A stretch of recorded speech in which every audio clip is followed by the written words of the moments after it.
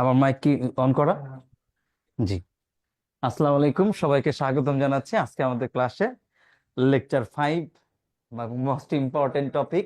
At the same time আপনি বলতে পারেন এই টপিকটা অনেক বিদঘুটে, বিরক্তিকর, জঘন্য, থার্ড ক্লাস। যা মনে চায় আপনার মুখে আসে আপনি সব বলবেন, কারণ টপিকটার নাম হলো সন্ধি। এখন সন্ধি পড়ার স্টাইল এক একজনের এক এক রকম। কেউ সূত্র দিয়ে পড়ে, কেউ সূত্র ছাড়াই পড়ে, আবার কেউ নিজে প্র্যাকটিস করতে থাকে, প্রিভিয়াস কোশ্চেন পড়ে যায়। আপনি যেভাবে চান ওইভাবেই পড়তে চান, মানে পড়তে পারেন, বাট বেসিক্যালি যেহেতু আমরা ক্লাস করাবো, লেকচার 5 আজকে পড়াবো, দ্যাট মিনস আমি আপনাকে সন্ধি পড়াইতে হবে। এখন আমি যেহেতু পড়াইতে হবে আমি পড়াবো, এবং আমার স্টাইলেই আমি পড়াবো। যে স্টাইলে আপনি বুঝেন ওই স্টাইলেই বুঝাবো। বুঝানোর পর আমি আপনার কাছ থেকে ফিডব্যাক নেব, ফিডব্যাক নিয়ে আমরা ক্লাসটা আগাবো। তাহলে আজকে আমাদের সদ্য আলোচিত, মানে যেটা আমরা বলি, আজকে আমাদের আলোচিত টপিকের নাম সন্ধি।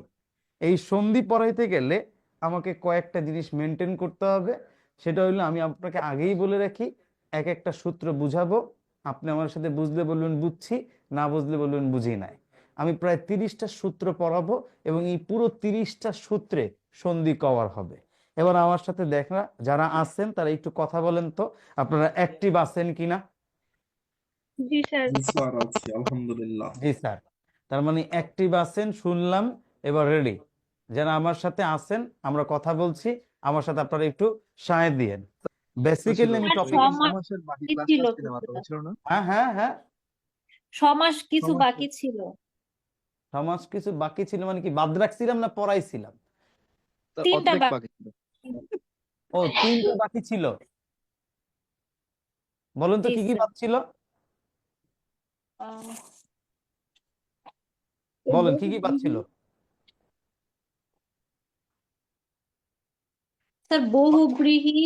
গুড, বলেন, তারপর বলেন যে কথা কইতে হইব, যে কথা কইছেন ভাল লাগছে। বহুব্রী, বহুব্রীহি, তারপর বলেন। অব্যয়ভাব। গুড, বহুব্রী 2 নম্বর হলে গিয়া অব্যয়ীভাব 3 নাম্বার। প্রাদি, আমি যদি ভুল না করি, এই 3টা বাক ছিল। বহুব্রী, অব্যয়ীভাব, আর একটা নাম হলো প্রাদি, আমি যদি ভুল না করি। এই 3টাই বাক ছিল না? জি স্যার। এই 3টাই বাক ছিল। লেটস গো, চলেন, এই 3টাই যেহেতু বাদ ছিল, আমরা এই 3টাই আপনাদের পড়াচ্ছি, একটু মনোযোগ দিয়েন। এই 3টা জিনিস পড়াবো। এই 3টা জিনিস দিয়ে পুরো ক্লাসটা দেওয়ার পর আবার প্রিভিয়াস যে জিনিসগুলো আছে সেটার কয়েকটা সলভ দিয়ে আজকে ক্লাস শেষ করব। দ্যাট মিনস সন্ধি আজকে ক্লাসে পড়বো না, কারণ আমি গত ক্লাসে বলছিলাম যে সমাজটার যেটা আছে আমরা যদি বুঝবো, প্রপারলি বুঝবো, এই জন্য ভেঙে ভেঙে বুঝবো, এটা বলছিলাম। Let's go. হ্যাঁ, বুঝি নাই, বলেন। কথা বুঝি নাই।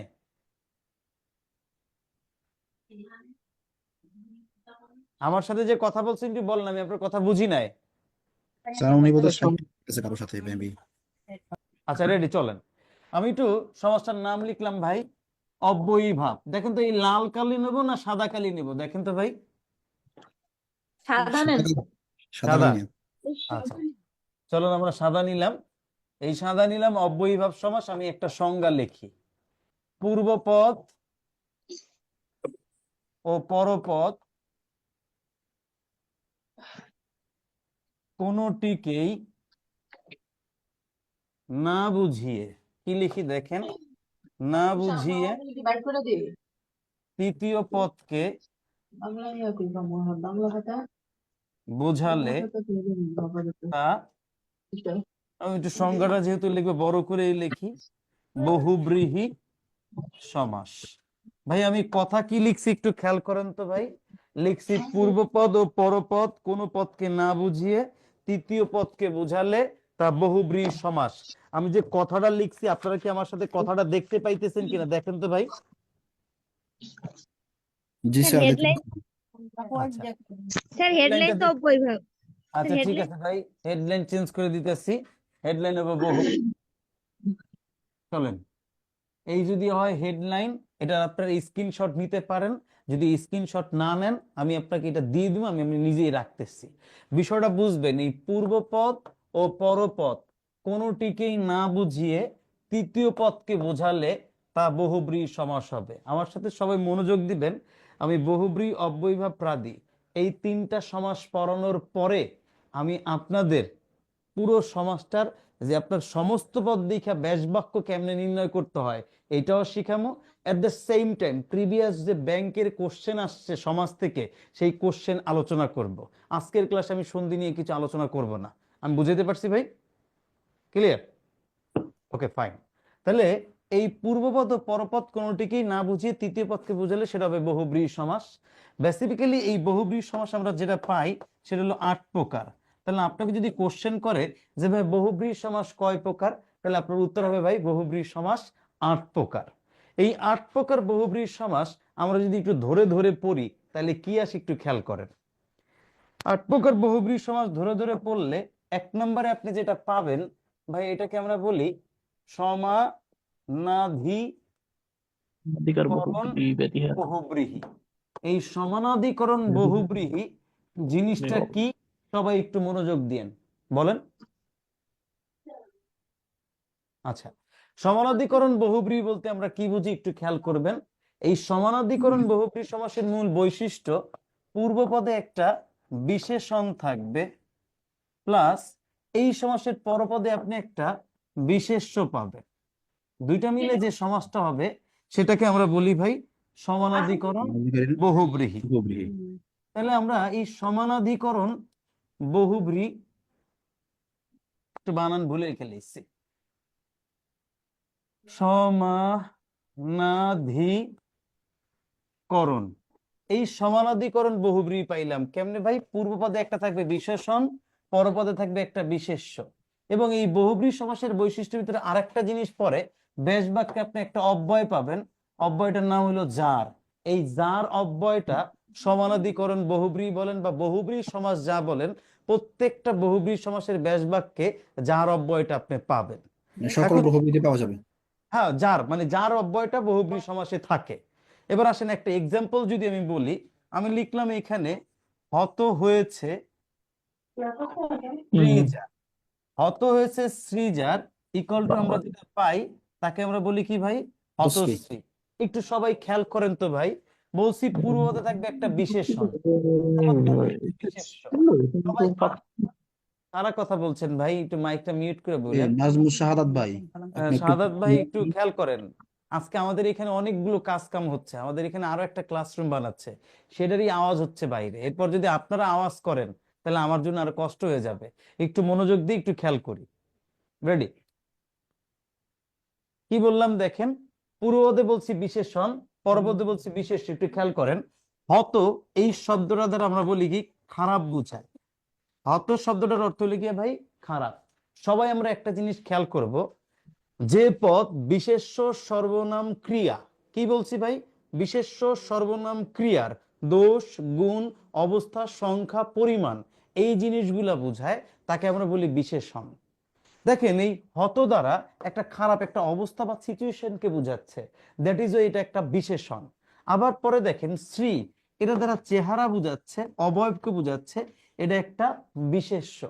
আমি সমানাধিকরণ বহুব্রীহিতে বলছিলাম পূর্বপদে একটা বিশেষণ থাকবে, পরপদে একটা বিশেষ্য থাকবে, দুইটা মিলে আমরা আউটপুটে যে সমাসটা পাবো তার নাম সমানাধিকরণ বহুব্রীহি। তাহলে শ্রী দেখেন মানে কি ভালো কিছু না স্যার? শ্রী মানে কি ভালো মানে অ্যাডজেক্টিভ? ভালো কিছু বোঝায়, চেহারা বোঝায়, আপনার এরকম বলি। হত ভালো হয়েছে, কিছু তাহলে আপনার বিশেষণ হওয়ার কথা। আমরা এটা ভালো কিছু বুঝাই না, বেসিক্যালি এটাকে আমরা চেহারা অর্থে বেশি ব্যবহার করি। আর এই বাক্যে যে হত হয়েছে শ্রীজার, এই বাক্যে শ্রীটা দ্বারা চেহারাকে বুঝাইছে। বুঝাইতে পারছি ভাইয়া? দ্যাট ইজ ওয়াই এটা কি হয়েছে, এখানে বিশেষ্যের কাজ করছে। তাহলে হত হয়েছে শ্রীজার ইকুয়াল টু কি হয়েছে ভাই? হতশ্রী। দেখেন পূর্বপদে বলছে খারাপ, পরপদে বলছে কি চেহারা। তাহলে দেখেন পূর্বপদ এবং পরপদ কোনোটাই না বুঝাইলে এখানে হতশ্রী বলতে তৃতীয় আর একটা পদকে, দ্যাট ইজ ওয়াই এটা কি হয়ে গেছে ভাই? বহুব্রীহি সমাস। বহুব্রীহি সমাস। আচ্ছা, এরপর আমি আরো একটা এক্সাম্পল দিয়ে বুঝাই নি, আগে একটু খেয়াল করেন। হতশ্রী শব্দের অর্থ মানে কি আপনার? হতশ্রী শব্দের অর্থ হলো যার চেহারা ভালো না, দেখতে খারাপ, ওই ব্যক্তিকে বুঝাইছে। ব্যাস বাক্যে বুঝাইছে খারাপ, আর একটা বুঝাইছে চেহারা, বাট আউটপুটে যে হতশ্রী বলতে বুঝাইছে যে ব্যক্তির চেহারাটা খারাপ ওই ব্যক্তিটাকে, দ্যাট মিনস তৃতীয় আরেকজনকে বুঝাইছে। এই জন্য এটাকে বলা হয় বহুব্রীহি সমাস। আরো একটা এক্সাম্পল দিচ্ছি দেখেন, আমি বললাম এখানে বহুব্রীহি আছে যার, এই কথা বললে আমি পাই কি ভাই উত্তর? বহুব্রীহি। একটু সবাই একটু বুঝেন তো, এখানে বহু মানে অনেক, এটা পরিমাণ বুঝাইছে, এটা একটা বিশেষণ। বহু মানে অনেক, এটা দ্বারা পরিমাণ বুঝাইছে, দ্যাট এটা বিশেষণ। ব্রীহি কথার অর্থ হলো কি ভাই? কি? ধান। তাহলে একটু খেয়াল করেন তো, পূর্বপদে বলতেছে অনেক, পরপদে বলতেছে ধান, বাট আউটপুটে যে বহুব্রীহি পাইছি, এই বহুব্রীহি বলতে বোঝায় যেই ব্যক্তির অনেকগুলো ধান আছে ওই ব্যক্তিটাকে। দ্যাট ইজ ওয়াই পূর্বপদ পরপদ কোনোটাকে না বুঝায় তৃতীয় পদকে বুঝাইছে, এই জন্য এটা বহুব্রীহি সমাস। আমি কি বুঝাইতে পারছি কিনা? জি স্যার, তাহলে স্যার বহুব্রীহি মানে কি অন্য কিছু, মানে বহুব্রীহি ব্যাপারটা কি? বহুব্রীহি বলতে এখানে বহুব্রীহি সমাসের বহুব্রীহি বলতেই বোঝায় অনেক ধান। মানে বহুব্রীহি সমাসের বহুব্রীহি বলতে বোঝায় যে ব্যক্তির অনেকগুলো ধান আছে ওই ব্যক্তিরে বোঝায়। অর্থাৎ বহুব্রীহি তো সমাস আছেই, আবার এখানে বহুব্রীহি বলতে বোঝায় যে ব্যক্তির অনেকগুলো ধান আছে ওইটাকে। অর্থাৎ বহুব্রীহি শব্দের অর্থ হলো ওইটা। আর আমরা একটু আগে পড়েছিলাম বহুব্রীহি সমাসের বৈশিষ্ট্য কি ভাই? পূর্বপদ পরপদ কোনোটিকে না বুঝে তৃতীয় পদকে বোঝাবে। আর সবসময় এটা কি স্যার তাহলে এটা তো স্যার মিলে যাচ্ছে স্যার। ইন্ডিভিজুয়াল পার্সন রিলেটেড বহুব্রীহিটা? বহুব্রীহি স্যার পার্সন কিনা? মানে ইন্ডিভিজুয়াল কোনো পার্সন রিলেটেড, সবসময় কি না কোনো ভাই, ইন্ডিভিজুয়াল ইন্ডিভিজুয়াল পার্সন রিলেটেড না। এক এক যার সময় শব্দ? এক এক সময় এক এক সময় যাবে এক একটা। আমাকে একটু বুঝাইতে দেন, তাহলে আপনি বুঝবেন। চলুন তাহলে আমি আগে একটা এক্সাম্পল দিয়ে বুঝাই, তারপর সমানাধিকরণ বহুব্রীহিতে যাই। যেমন একটা হলো কি, আমি লিখলাম 80-তে 20 jar ইকুয়াল টু, আমরা যেটা পাবো তার নাম হবে ভাই 80। এই 80-তে কথাটার অর্থ হইলো গিয়া দাঁতে, 20 কথাটার অর্থ ভাই 20। এইটা হলো গিয়া পূর্বপদ, এইটা হলো গিয়া ভাই পরপদ। এখন একটু সবাই একটু খেয়াল করি তো ভাই, এই পূর্বপদে বলছে দাঁত, পরপদে বলছে 20। আর একটা জিনিস মনে রাখবেন, বহুব্রীহি সমাসের পূর্বপদ পরপদ ম্যাক্সিমাম টাইম পাশাপাশি বসে এবং এটার ব্যাস বাক্যে যার অব্যয়টা থাকে, এটা একটু মনে রাখতে হবে। এবার একটু সবাই একটু খেয়াল করেন, পূর্বপদে বলছে দাঁতে, পরপদে বলছে 20। এই দুইটা মিলে আমি যদি বাক্যটা কাউন্ট করি, পূর্বপদে দাঁত বা পরপদে বলছে 20, কিন্তু আউটপুটে যায় যখন আমি দেখি 80-20, তখন সেটা হয় কি ভাই? সাপ। তখন সেটা কি হয়েছে ভাই? সাপ। আমাদের সংজ্ঞায় কি ছিল ভাই? পূর্বপদ পরপদ কোনোটাকে না বুঝে তৃতীয় পদকে যদি বুঝায় তাকে আমরা বলি বহুব্রীহি সমাস। তাহলে পূর্বপদ বলছে দাঁত, পরপদে বলছে 20, কিন্তু আউটপুটে যে যেটা পাইছি সেটা হলো সাপ। দ্যাট মিনস পূর্বপদ বুঝায় না, পরপদ বুঝায় না, বুঝাইছে তৃতীয় পদ। আর এই তৃতীয় পদ বোঝানোর কারণে কি হয়ে গেছে ভাই? বহুব্রীহি। একটু আগে যিনি আমার কোশ্চেন করছিলেন যে বহুব্রীহি সমাসটা কি শুধু রিলেটেড কিনা, দেখেন এইখানে কি সাপটা দ্বারা কি ব্যক্তি রিলেটেড হয়েছে কিনা? অ্যানিমেল রিলেটেড, প্রাণী রিলেটেড স্যার। অন্য কিছু হইতে পারে, দ্যাট অন্য মিনস কিছু। স্যার অনেক কিছু হইতে পারে, হোয়াট এভার এটা ইট ইজ। স্যার বলেন। এখানে 80-20 মানে কি সাপ? জি, সাপ 80 তো বিশ সাপ, বলতে সাপ বুঝায়। 80-20 বলতে সাপ বুঝায়। এটা কি সমার্থ? আমি সমর্থকে যাব না ভাই, আমি বহুব্রীহিতে আসছি। না না না, এটা কি সাপের সমার্থ শব্দ 80-20টা? 80-20 সাপের, হ্যাঁ হ্যাঁ, 80-20 সাপের সমার্থক শব্দ। যদি আপনাকে বলে 80-20 দ্বারা কি বুঝো, তো সাপ, সাপের সমার্থক শব্দ 80-20। ঠিক আছে, এই পর্যন্ত কি বুঝতে পারছি ভাই বহুব্রীহি সমাস? জি স্যার, বুঝতে পারছি। এখন এই স্যার বহুব্রীহি সমাস এই স্যার পর্যন্ত যদি বলেন, একটা জিনিস বুঝি নাই স্যার। বলেন। এখানে তো স্যার এখানে স্যার একটার সাথে একটা তো স্যার মিলে যাচ্ছে স্যার। এখন 80-20, 80-20 এটা তো স্যার মিলে যাচ্ছে স্যার। কোনটা হ্যাঁ, যদি না মিলে, বুঝছেন না স্যার? কোনটা না মিলে মানে?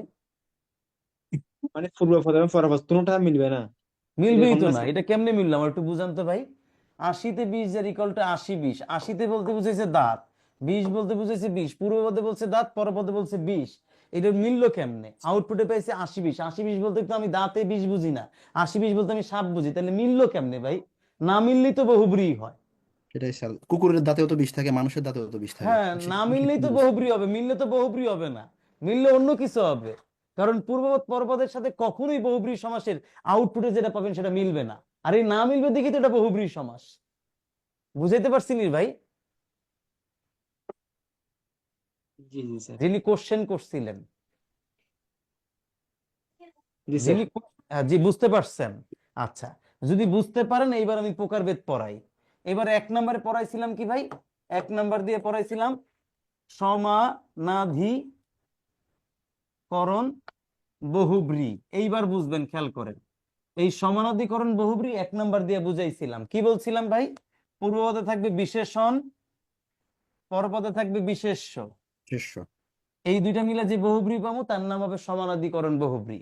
আর ব্যাস বাক্যে যার অব্যয় থাকবে এই জন্য ওটা আমি লিখি নাই। এক্সাম্পল আমি দিছিলাম কি দেখেন, এই এক্সাম্পলটা দিছিলাম কিনা দেখেন তো। হত হয়েছে শ্রী যার, ইকুয়াল টু আমি হতশ্রী লিখছিলাম কিনা ভাই? জি স্যার লিখছিলেন। আবার লিখছিলাম বহু ব্রীহি আছে যার, ইকুয়াল টু আমরা কি বহুব্রীহি লিখছিলাম কিনা ভাই? জি স্যার বহুব্রীহি লিখছিলেন। এবার একটু সবাই বুঝেন তো ভাই, পূর্বপদে থাকবে বিশেষণ, হতমানি খারাপ এটা একটা বিশেষণ, ব্যাখ্যাও দিছিলাম। শ্রীমানি চেহারাটা একটা বিশেষ্য, বহুমানি অনেক বুঝায় পরিমাণ বিশেষণ, ব্রীহি শব্দের অর্থ ধান এটা একটা বিশেষ্য। আউটপুটে আমি যে দুইটা শব্দ পাইছি, হতশ্রী বলতে পারি যে ব্যক্তির চেহারা খারাপ ওই ব্যাটারে বুঝাইছে, বহুব্রীহি বলতে অনেক ধানকে না বুঝায় যে ব্যক্তির অনেকগুলো ধান আছে ওনাকে বুঝাইছে। দ্যাট ইজ ওয়াই হত হয়েছে শ্রী যার হতশ্রী, বহুব্রীহি আছে যার বহুব্রীহি, এই দুইটা সমাসকে বলা হয় সমানাধিকরণ বহুব্রীহি। আশা করি বুঝাইতে পারছি।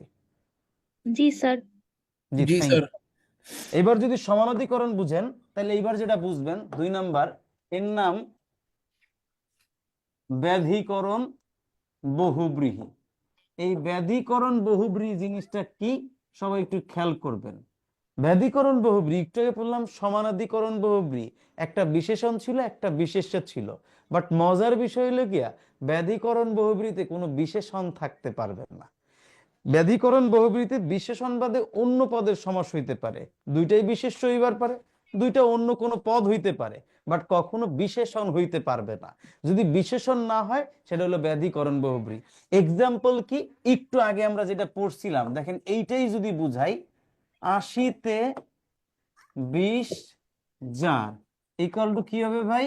80-তে 20 jar ইকুয়াল টু 80-20।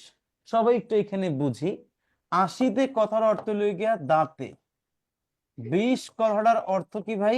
20 কথার অর্থ 20, এটাও একটা বিশেষ্য, 20 নিজেও একটা বিশেষ্য। এই সমাসের কোনো জায়গায় কোনো বিশেষণ নাই। দ্যাট ইজ এটাকে হইলো কি ভাই? ব্যাধিকরণ বহুব্রীহি। দ্যাট মিনস ব্যাধিকরণ বহুব্রীহি হইতে হইলে শর্তটা মানতে হবে যে পূর্বপদ পরপদ কোনো পদে কোনো বিশেষণ থাকা যাবে না, অন্য যে কোনো পদ থাকুক বাট বিশেষণ থাকা যাবে না। আমি কি বুঝাইতে পারছি কিনা ব্যাধিকরণ বহুব্রীহি? জি স্যার বুঝতে পারছি। বুঝাইতে পারছি?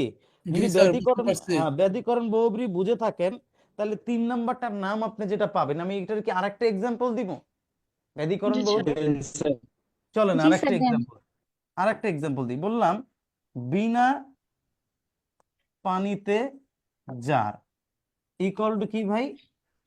বিনা বিনা পানি। পানি। একটু খেয়াল করেন তো ভাই, কোন এই জায়গায়? বিনা এটা একটা বাদ্যযন্ত্র বিশেষ কিছু বোঝায়, এটা That is এটা গেছে একটা তো। বিশেষ।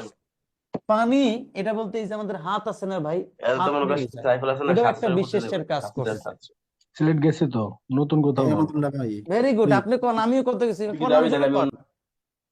মানে একটা ক্লাসে মাইক অন রেখে আপনি পারিবারিক কথা কইতেছেন, এটা কেমন বিষয় আমি বুঝলাম না। একটু কমন সেন্স রাহেন ব্রাদার, দেখেন তো ভাই কার মাইকটা। আমানুল্লাহ ভাই ছিল। আমানুল্লাহ ভাইয়ের মাইকটা অন করেন, ওনার বাইর করে দেন লাগলে। এবার দেখেন কি হয়েছে, দেখেন ভাই একটু সবাই বুঝি। বিনা পানিতে যার ইকুয়াল টু বিনা পানি, এই বিনা শব্দ দ্বারা একটা বাদ্যযন্ত্র বোঝায়, পানি দ্বারা হাত বোঝায়, দুইটাই এখানে বিশেষ্যের কাম করছে, কোনো বিশেষণ এখানে নাই। দ্যাট ইজ ওয়াই এখানে বিনা পানি যেটা পাইছেন এটা হলো ব্যাধিকরণ বহুব্রীহি।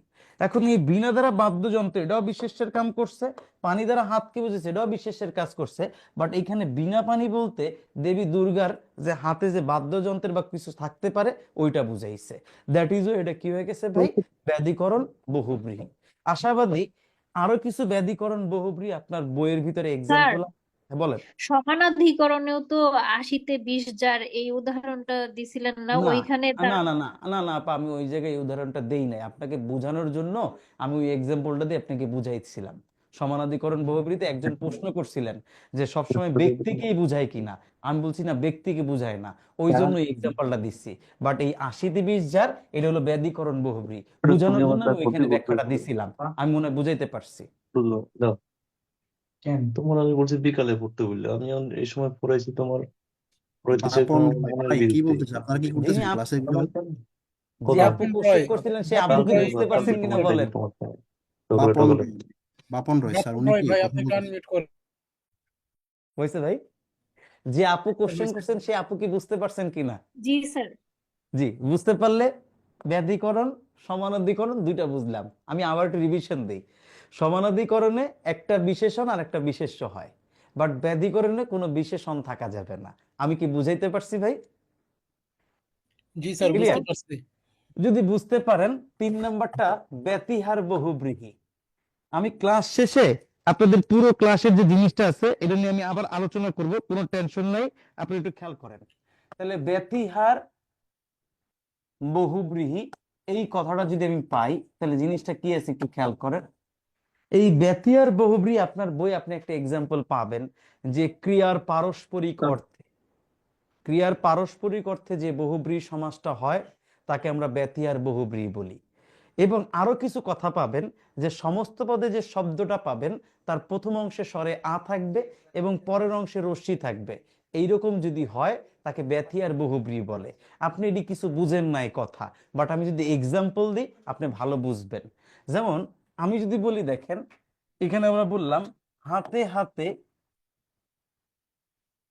যে লড়াই ইকুয়াল টু কি হবে ভাই? হাতা হাত। হাতাহাতি। সবাই একটু খেয়াল করেন তো, আমি বলছিলাম ক্রিয়ার পারস্পরিক অর্থে যে বহুব্রীহিটা হয় এবং একই শব্দ ডবল ব্যবহার হবে, আউটপুটে যে শব্দটা পাবো তার প্রথম অংশে থাকবে আ, পরের অংশে থাকবে রস্যি। এক্সাম্পলটা দেখেন, হাতে হাতে, ভাই একই শব্দের ডবল ব্যবহার হয়েছে কিনা আমার সাথে কথা বলবেন। এখন জি ক্লাস স্যার। ভালো লাগবে, এখন জি জি ক্লাসটা স্যার। ঠান্ডা হয়েছে, এখন ক্লাসটা ভালো লাগবে। আপনি বুঝতেছেন এতক্ষণ আমি নিজেই মানে ব্যাককেল ছিলাম, এদিকের আওয়াজ ওদিকের আওয়াজ আপনার ক্লাসের আওয়াজ, জি মানে আমি স্যার। নিজেই ব্যাককেল, মানে আমি যে কি কইতেছি আমি নিজেও বুঝি না। এখন আমি বুঝতেছি, এখন আমার মাথায় আসতেছে, আপনারও মাথায় আসবে, একটু চলেন বুঝি। একই শব্দের কি বলছি ভাই? ডবল ব্যবহার। দেখেন তো হাতে হাতে একই শব্দের ডবল ব্যবহার হয়েছে কিনা? জি জি স্যার। স্যার। ক্রিয়ার পারস্পরিক অর্থে এই দুইটা শব্দ পাশাপাশি বুঝা লড়াই ক্রিয়াটার উপরে গুরুত্ব দিছে কিনা? জি স্যার। এবং দেখেন আউটপুটে যে শব্দটা এবং তার প্রথম অংশ থাকবে আ, পরের অংশ থাকবে রস্যি, পাইছেন কিনা? জি হাতাহাতি। স্যার। জি স্যার। তার মানে পুরো সূত্রের সাথে সব মিলে গেছে। এটাকে বলা হয় ব্যতিহার বহুব্রীহি। আরো কয়েকটা এক্সাম্পল পাবেন। আমি যদি বলি ভাই কানে কানে যে কথা, আমার সাথে কথা বলুন, তাহলে কি হবে ভাই? কানাকানি। যদি কানাকানি। বলি ভাই চুলে চুলে যে লড়াই, তাহলে হবে কি ভাই? চুলোচুলি। চুলাচুলি। চুলো চুলি। গলায় গলায় যে ভাব, সেটা হবে কি ভাই? গলাগলি। কোলে গলাগুলি। কোলে যে মিলন, কোলাকুলি। কোলাকুলি। গুতাগুত, হ্যাঁ কোলাকুলি, গুতাগুতিতে যে ভাব। গুতাগুতি। গুতাগুতি। ভেরি গুড, এই তো শিখে লাইছেন। তাহলে কানাকানি, হাতাহাতি, চুলাচুলি, গলাগলি, কোলাকুলি সবগুলো কি সমাস ভাই? ব্যতিহার ব্যতিহার বহুব্রীহি। বহুব্রীহি। এর বাইরে আসে না এক্সাম্পল আমি যেগুলা কইছি। এইবার পর্যন্ত বুঝতে পারছেন কিনা ভাই? জি জি স্যার। স্যার। Okay fine. এই পর্যন্ত বুঝতে পারলে ব্যতিহার বহুব্রীহির পরে আপনাদের এই বইয়ে দেওয়া আছে 4 নাম্বার নয় বহুব্রীহি। নয় বহুব্রীহি। ভাইয়া এইখানে একটু সবাই আমার লাগে একটু মনোযোগ দিয়েন। আমি আপনাদের গত ক্লাসে পড়াইছিলাম নয় তৎপুরুষের ব্যাস বাক্যে ন, নেই এবং নাই আর একটা হলো নয়, এই অব্যয়গুলো নয় তৎপুরুষের ব্যাস বাক্যে পাওয়া যায়। আমি পড়াইছি কিনা গত ক্লাসে? যারা আমার সাথে ছিলেন কথা বলবেন। জি স্যার, জি নেগেটিভ স্যার। সেন্স ক্রিয়েট করে, নেগেটিভ সেন্স। পড়াইছি। আজকে আমি আপনার সাথে আরেকটা কথা শেয়ার করি। যদি কোনো সমাসের ব্যাস বাক্যে ন, নেই, নাই, নয় এইটা যদি থাকে, সেটা দুইটা সমাস হইতে পারে, একটা নয় তৎপুরুষ আর একটা হলো নয় বহুব্রীহি। কি বলছি ভাই কথাটা? কোন সমাসের ব্যাস বাক্যে ন, নেই, নাই, নয় এই কথা থাকা মানে সমাসটা হয় দুইটা হবে, হয় নয় তৎপুরুষ হবে, নাইলে নয় বহুব্রীহি হবে। আমি কি বুঝাইতে পারছি কথাটা?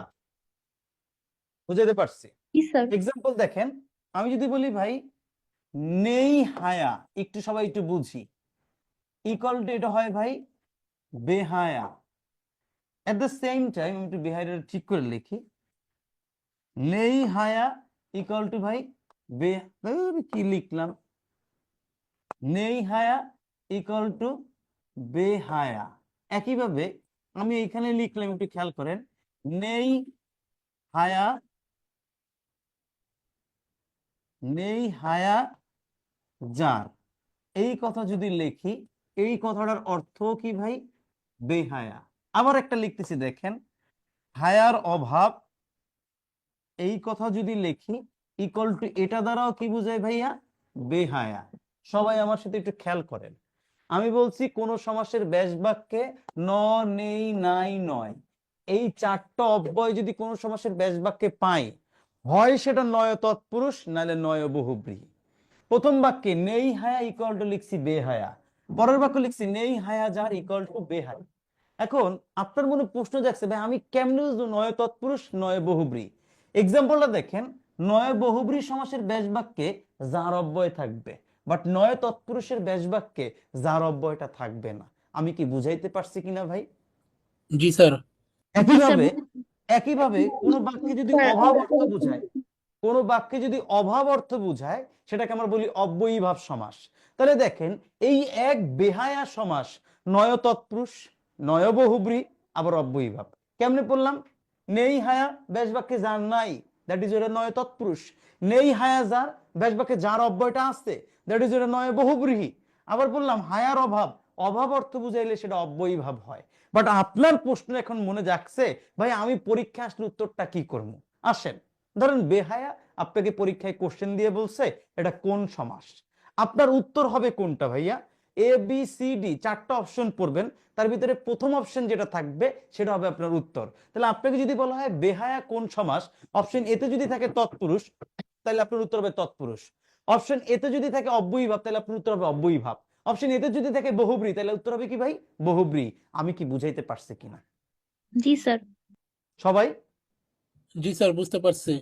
তাহলে আনসারটা এখন পরে আপনার দিবেন। কাজ যেটা হইলো, এই বইয়ে নয় বহুব্রী লেখা যেই কয়টা এক্সাম্পল আছে, কয়টা এক্সাম্পল পড়ে ফেলবো, এবং নয় তৎপুরুষ লেখা, যেহেতু গত ক্লাসে পড়াইছিলাম, নয় তৎপুরুষ লেখা যে কয়টা এক্সাম্পল আছে সবগুলো পড়ে ফেলবো। এই পড়ে ফেললে কি হবে ভাই, দুইটা যেহেতু সেম, খালি পার্থক্য হলো ব্যাস বাক্যে যার বসে, আর কোনো পার্থক্য নাই, তাহলে আমাকে দুইটাই একটু খেয়াল করা লাগবে। এই জন্য দুইটাই আমি পড়ে ফেলবো। আমি মনে হয় বুঝাইতে পারছি। জি স্যার। জি ওকে, স্যার। স্যার আরেকবার একটু বলবেন? আমি বলছিলাম যে ন, নেই, নাই, নয়, এই চারটা অব্যয় যদি কোনো সমাসের ব্যাস বাক্যে পাই, সেটা হবে নয় বহুব্রী বা নয় তৎপুরুষ। আমি খেয়াল করব ব্যাস বাক্যে যার শব্দটা যদি থাকে তাহলে হবে নয় বহুব্রী, ব্যাস বাক্যে যদি যার না থাকে তাহলে হবে নয় তৎপুরুষ। যেমন নেই হায়া ব্যাস বাক্যে যার নাই, দ্যাট ইজ এটা নয় তৎপুরুষ। নেই হায়া যার ব্যাস বাক্যে যার অব্যয়টা আছে, এই জন্য নয় বহুব্রী। এখন আপনি বলতে পারেন তাহলে আবার নিচে আবার আরেকটা লিখছেন, এটা লিখছি কেন? দেখেন, হায়ার অভাব ইকুয়াল টু বেহায়া। যদি কোনো একটা বাক্যে অভাব অর্থ বুঝায়, আর এই অভাব অর্থ বুঝাইলে সেটা ভাই অব্যয়ীভাব সমাস হয়।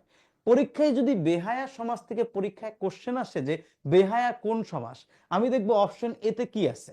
অপশন এতে যদি তৎপুরুষ থাকে তাহলে উত্তর তৎপুরুষ, অপশন এতে বহুব্রী থাকলে বহুব্রী, অপশন এতে অব্যয়ীভাব থাকলে অব্যয়ীভাব। আমি এইটা বলছি। আরেকটা কথা লাস্টে বলছি, আপনার বইয়ে যে কটা নয় তৎপুরুষ আর নয় বহুব্রী আছে প্র্যাকটিস করেন, এর বাইরে আসে না। বুঝাইতে পারছি? যিনি কোশ্চেন করছেন, জি কোশ্চেন স্যার। যিনি করছেন, বুঝতে পারছেন জি কিনা? স্যার। জি স্যার। জি, তাই কি? স্যার আরেকটা কথা হচ্ছে, আপনি ব্যতিহার বহুব্রীতে বলেছিলেন যে হাতে হাতে এটা ডাবল থাকবে, আমরা কি ডাবল দেখতেই বুঝবো এটা ব্যতিহার বহুব্রী হবে? আপনি দেখলেই বুঝবেন। আর আমি যেই কটা বলছি আপনি এই কটার বাইরে আসবে না। হাতে হাতে যে লড়াই, হাতাহাতি, কানে কানে যে লড়াই, কথা কানাকানি, চুলে চুলে যে লড়াই, চুলোচুলি, গলায় গলায় যে ভাব গলাগলি, কোলে কোলে যে মিলন কোলাকুলি, এবার দেখুন গুতাগুতিতে যে ভাব গুতাগুতি, একই শব্দের ডবল ব্যবহার বুঝাবে এবং ক্রিয়ার সাথে গুরুত্ব দিবে। আর লাস্টে যে শব্দটা পাবেন, আপনি খালি সমস্ত পদের শব্দটা দেখবেন, প্রথম অংশে আ আছে, পরের অংশে রস্যি আছে। আমি যতগুলো শব্দ বলছি সবগুলো শব্দতে তাই আছে। আপনি যদি বাসায় যখন প্র্যাকটিস করবেন তখন পেয়ে যাবেন। বুঝতে পারছি ভাই? জি স্যার। Okay sir. ওকে, এর আগে এইটা যেটা বললেন, যার থাকলে স্যার নয় বহুব্রীহি, আর যার না থাকলে নয় তৎপুরুষ। আর জি, অভাব আর থাকলে হবে আপনার শুধু অব্যয়ীভাব। অভাব অর্থ বুঝাইলে অব্যয়ীভাব। শুধু অব্যয়ীভাব আর হ্যাঁ, কি। জি ঠিক স্যার। আছে ভাই, ক্লিয়ার? জি স্যার, থ্যাংক ইউ স্যার। আচ্ছা, এই পর্যন্ত ক্লিয়ার হইলে আপনি এখানে পাবেন ভাই অলুক বহুব্রীহি 5 নম্বরে। অলুক বহুব্রীহি।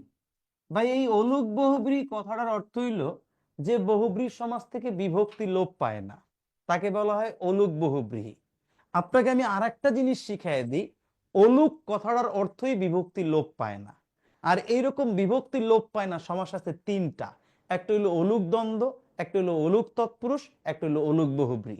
গত ক্লাসে অলুক দ্বন্দ্ব আর অলুক তৎপুরুষ পড়াইছিলাম, আজকের ক্লাসে অলুক বহুব্রী পড়াবো। পড়ানোর পর আমি তিনটা সমাসের চিনার পার্থক্যটা আপনাকে আমি বুঝাই দেব। আগে চলেন অলুক বহুব্রীহি পড়ি। যেমন আমরা বললাম, এখানে দেখেন গায়ে হলুদ দেওয়া হয় যে অনুষ্ঠানে, ইকুয়াল টু আমরা যেটা পাই তাকে আমরা বলি ভাই গায়ে হলুদ। তাহলে দেখেন গায়ে হলুদ দেওয়া হয় যে অনুষ্ঠানে, ইকুয়াল টু আমরা যেটা পাইলাম তাকে আমরা বললাম গায়ে হলুদ। বহুব্রীহি সমাসের আরেকটা মূল বৈশিষ্ট্য কি, এটার ব্যাস বাক্যের পূর্বপদ পরপদ ম্যাক্সিমাম সময় পাশাপাশি বসে, আর অন্যান্য শব্দের শেষেও বসতে পারে।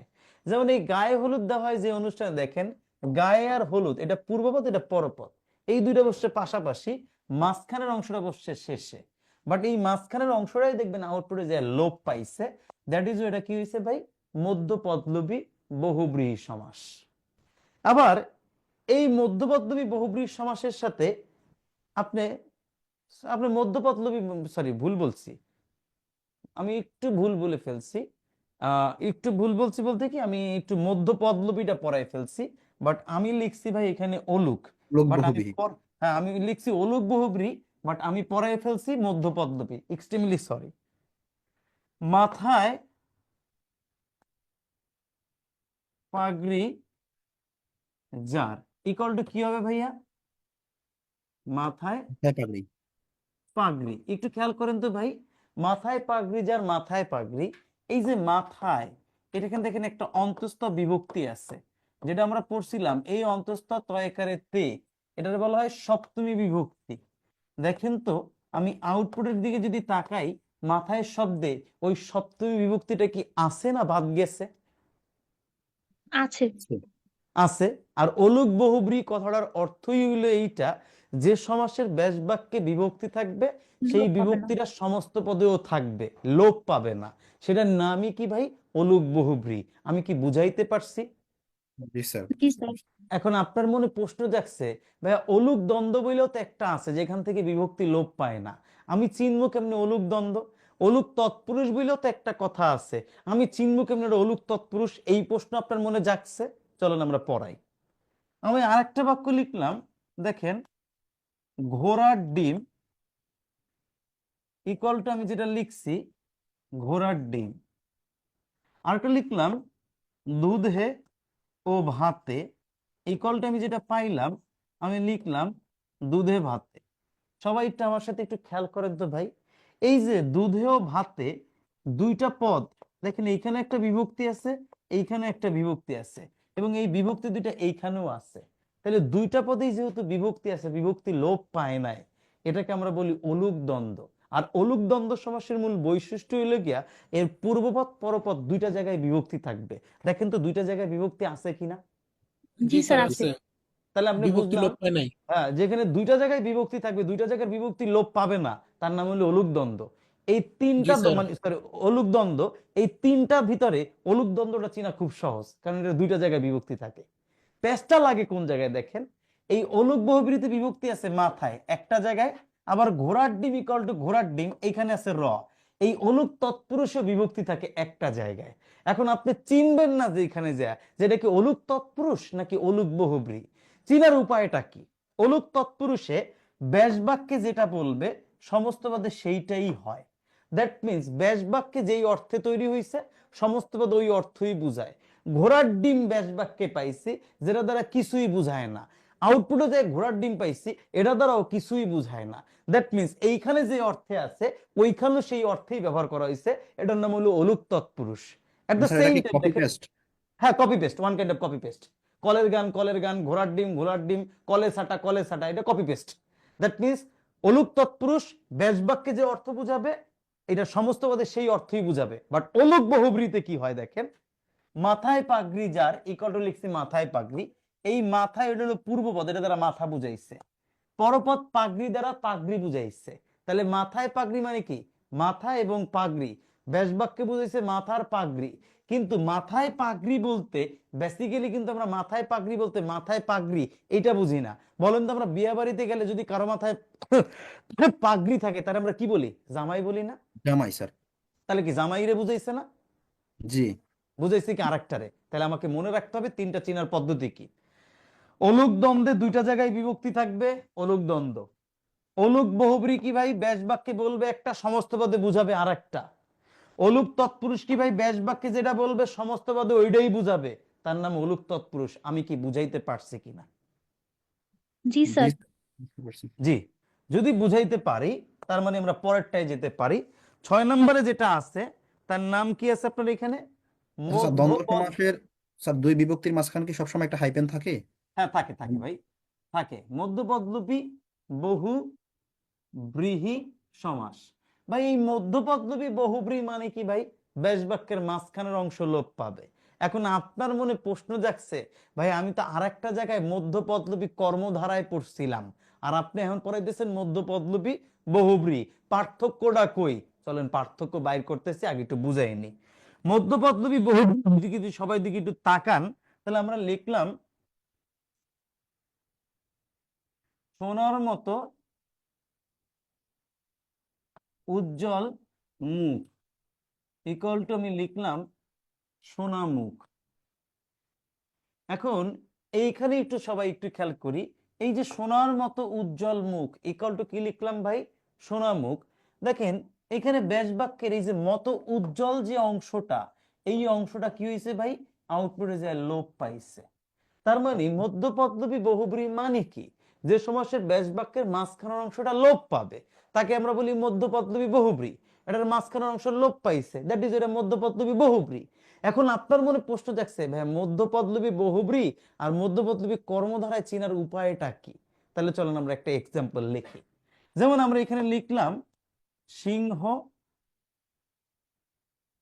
এটা বাদ দিই, সবাই এটা দেয়।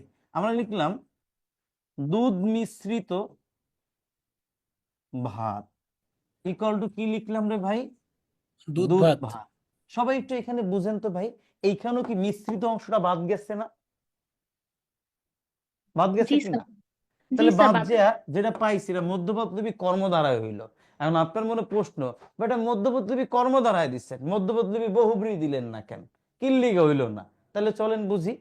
এখানে দেখেন পূর্বপদে বলছে দুধ, পরপদে বলছে ভাত।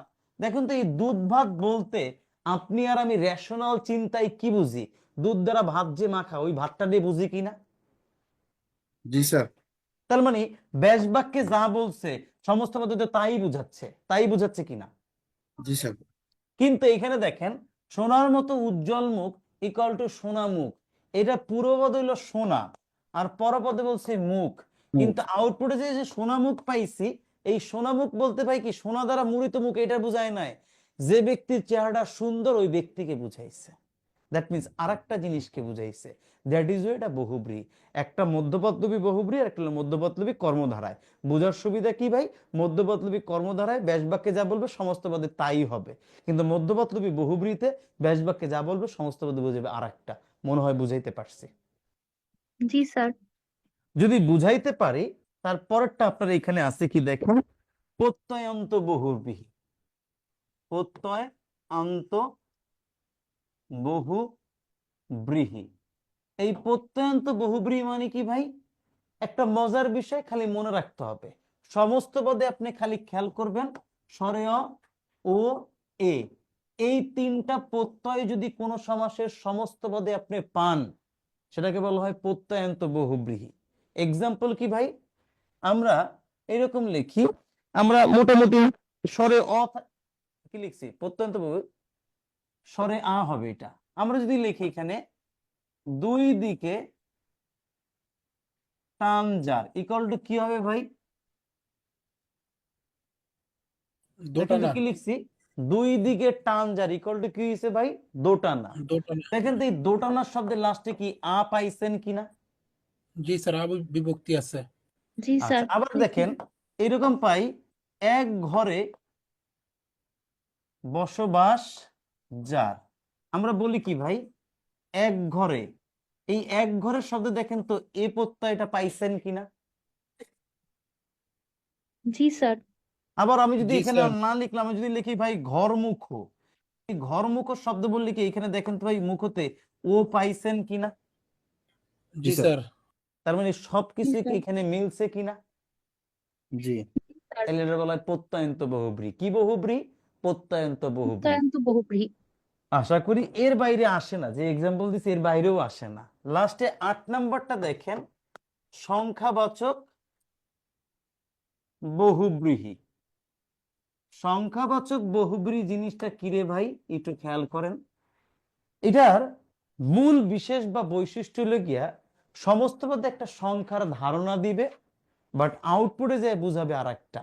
এটাকে আমরা বলি সংখ্যাবাচক বহুব্রীহি। এক্সাম্পল কি কি হইতে পারে দেখেন, আমরা বলি 10 আনন আছে যার ইকুয়াল টু ভাই 10 আনন। 10 আনন। আবার আমরা এরকম বলি, সরি, আমরা এরকম বলতে পারি 10 ভুজ অথবা হাত আছে যার, আমরা এটাকে বলি ভাই 10 ভুজা। অথবা এরকম বলি 1 তার আছে যার ইকুয়াল টু ভাই 1 তারা। তারা।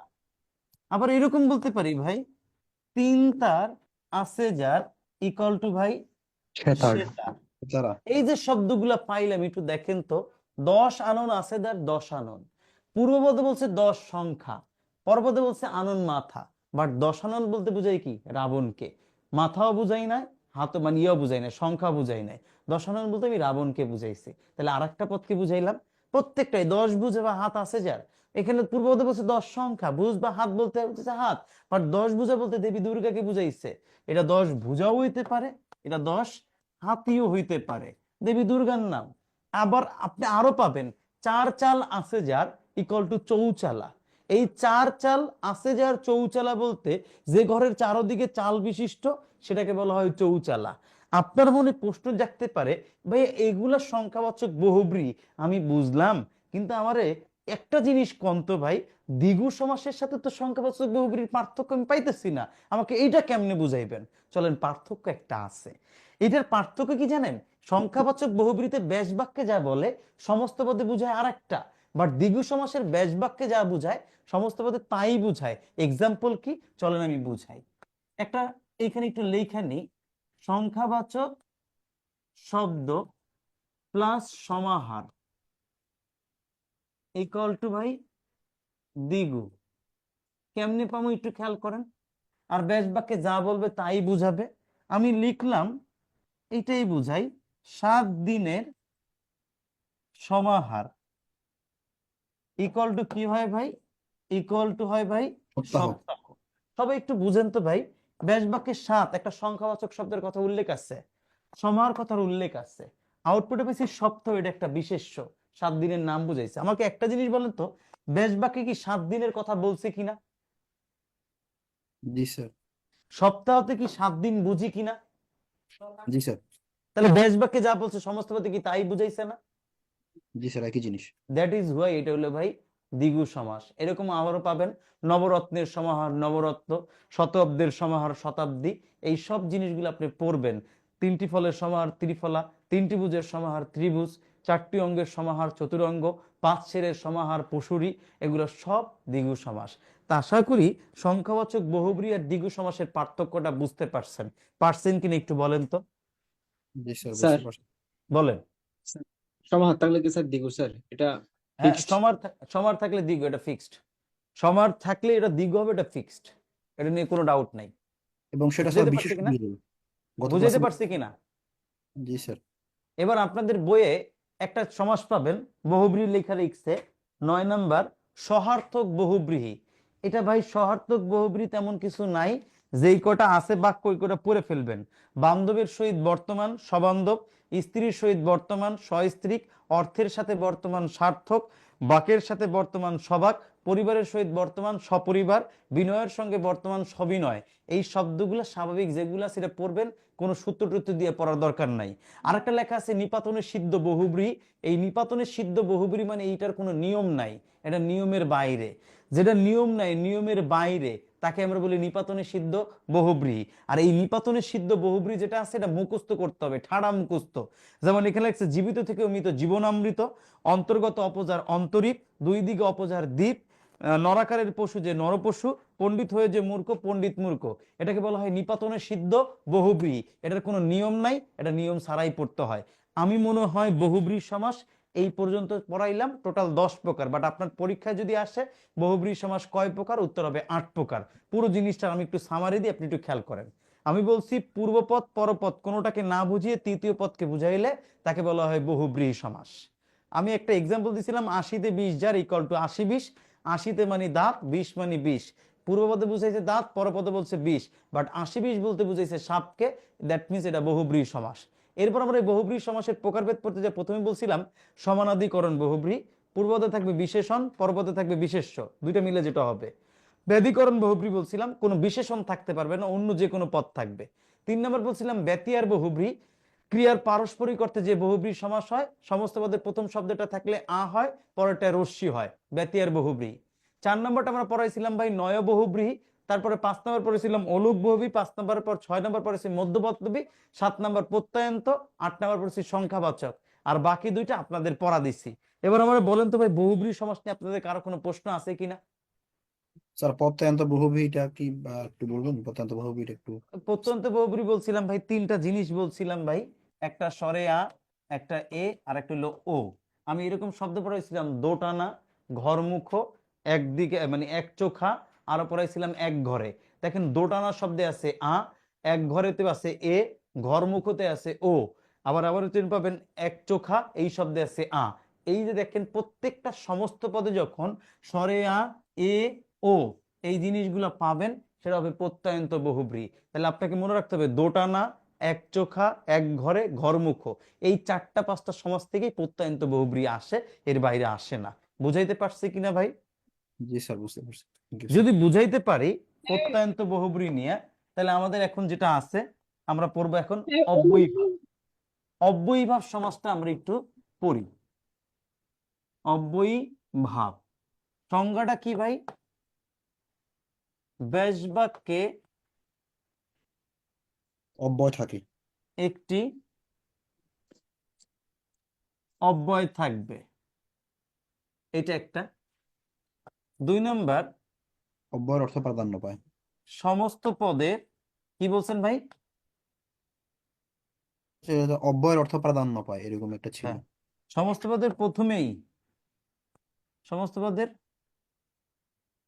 আচ্ছা এটা না লিখা আমি আর একটা কথা বলি।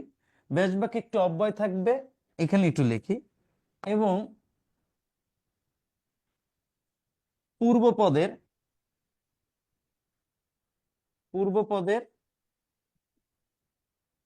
অর্থের প্রাধান্য পাবে, এটা একটা কথা। 2 নম্বর কথা, সমস্ত পদের প্রথমেই একটি অব্যয় বা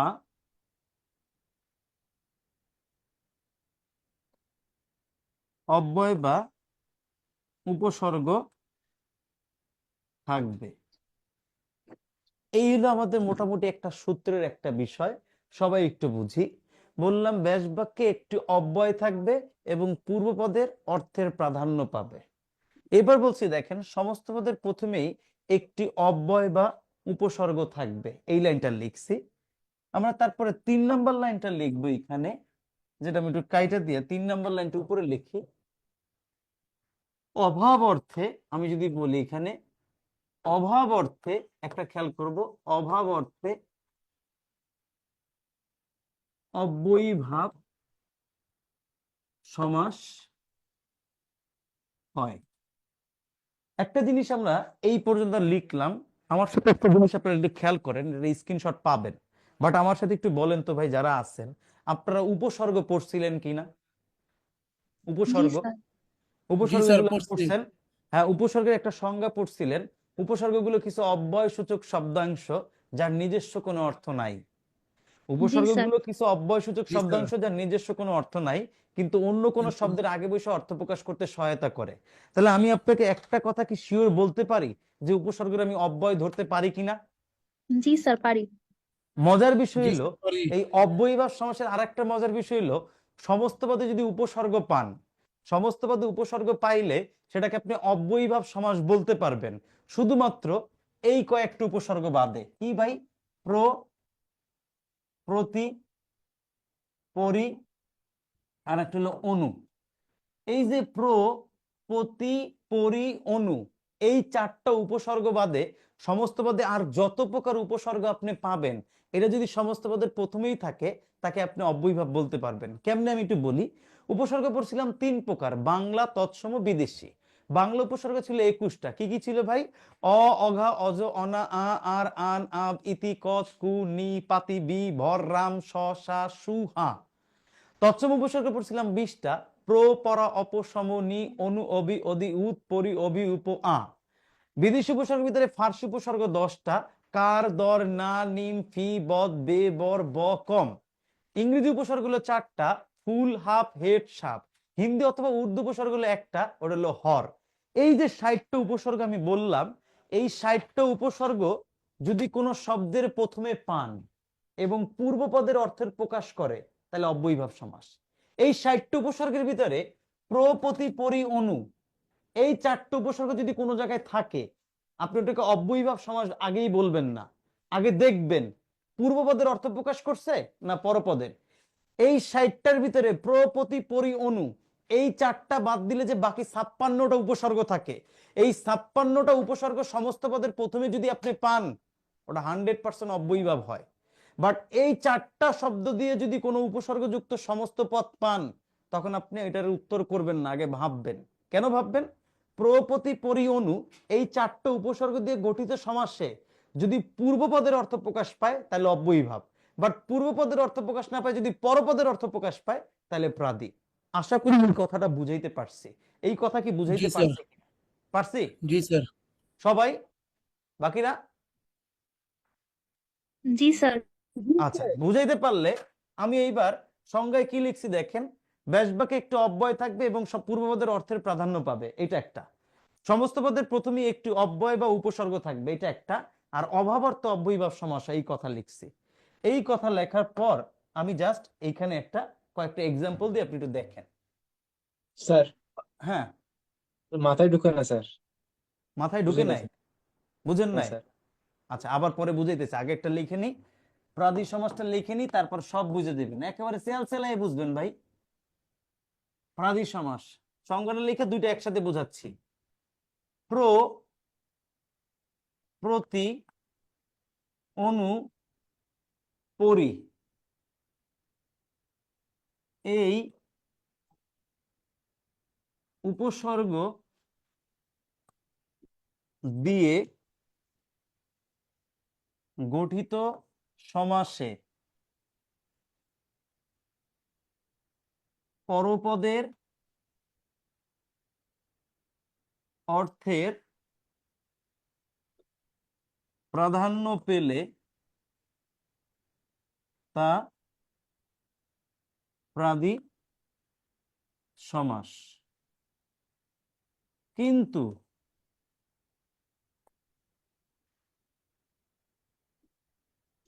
পূর্বপদের অর্থের প্রাধান্য পেলে তা অব্যয়ীভাব। ভাই এই কথাটা একটু খেয়াল করেন তো, যিনি বুঝি নাই বলছি সবাই একটু খেয়াল করবো, কি বলছি একটু খেয়াল করেন।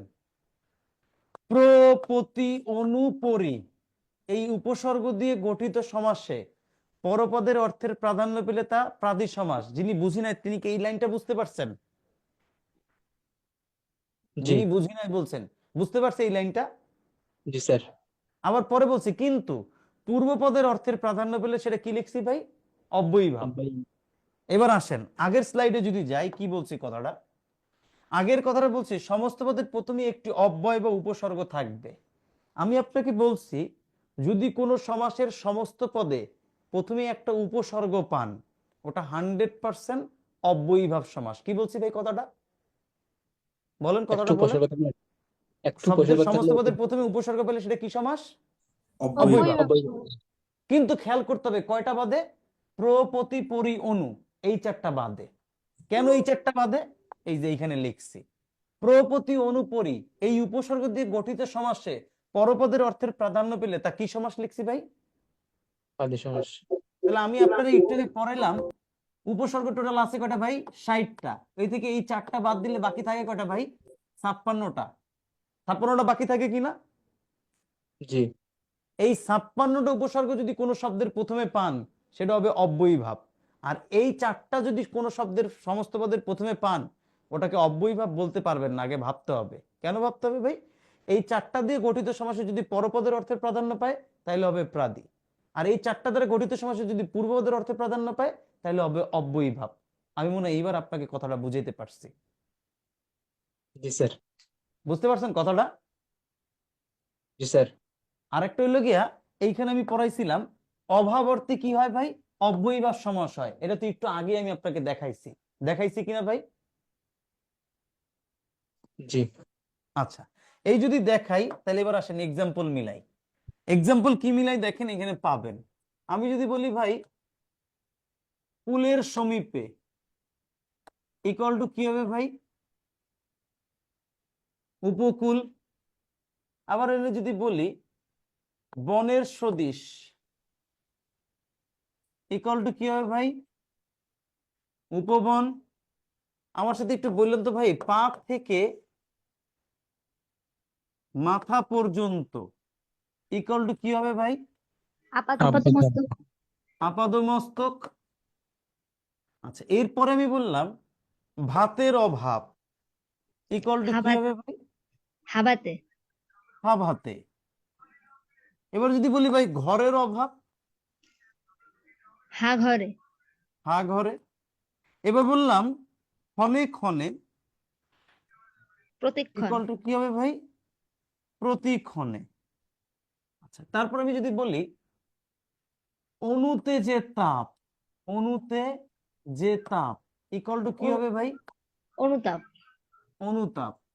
আচ্ছা, আমি এখানে বললাম পরি যে ভ্রমণ ইকুয়াল টু কি হবে ভাই? পরিভ্রমণ। পরিভ্রমণ। আমার সাথে একটু কথা বলবেন। তারপরে আমি বললাম প্র যে বচন ইকুয়াল টু কি হবে ভাই? প্রবচন। এবার সবাই আমার সাথে একটু খেয়াল করেন, আমি কথাটা কি বলছিলাম স্লাইডে? অব্যয়ী ভাব এবং বহুব্রীহি মানে প্রাদি। পূর্বপদের অর্থের প্রাধান্য পাবে, ব্যাস বাক্যে একটা অব্যয় থাকবে, এটা হলো অব্যয়ী ভাব।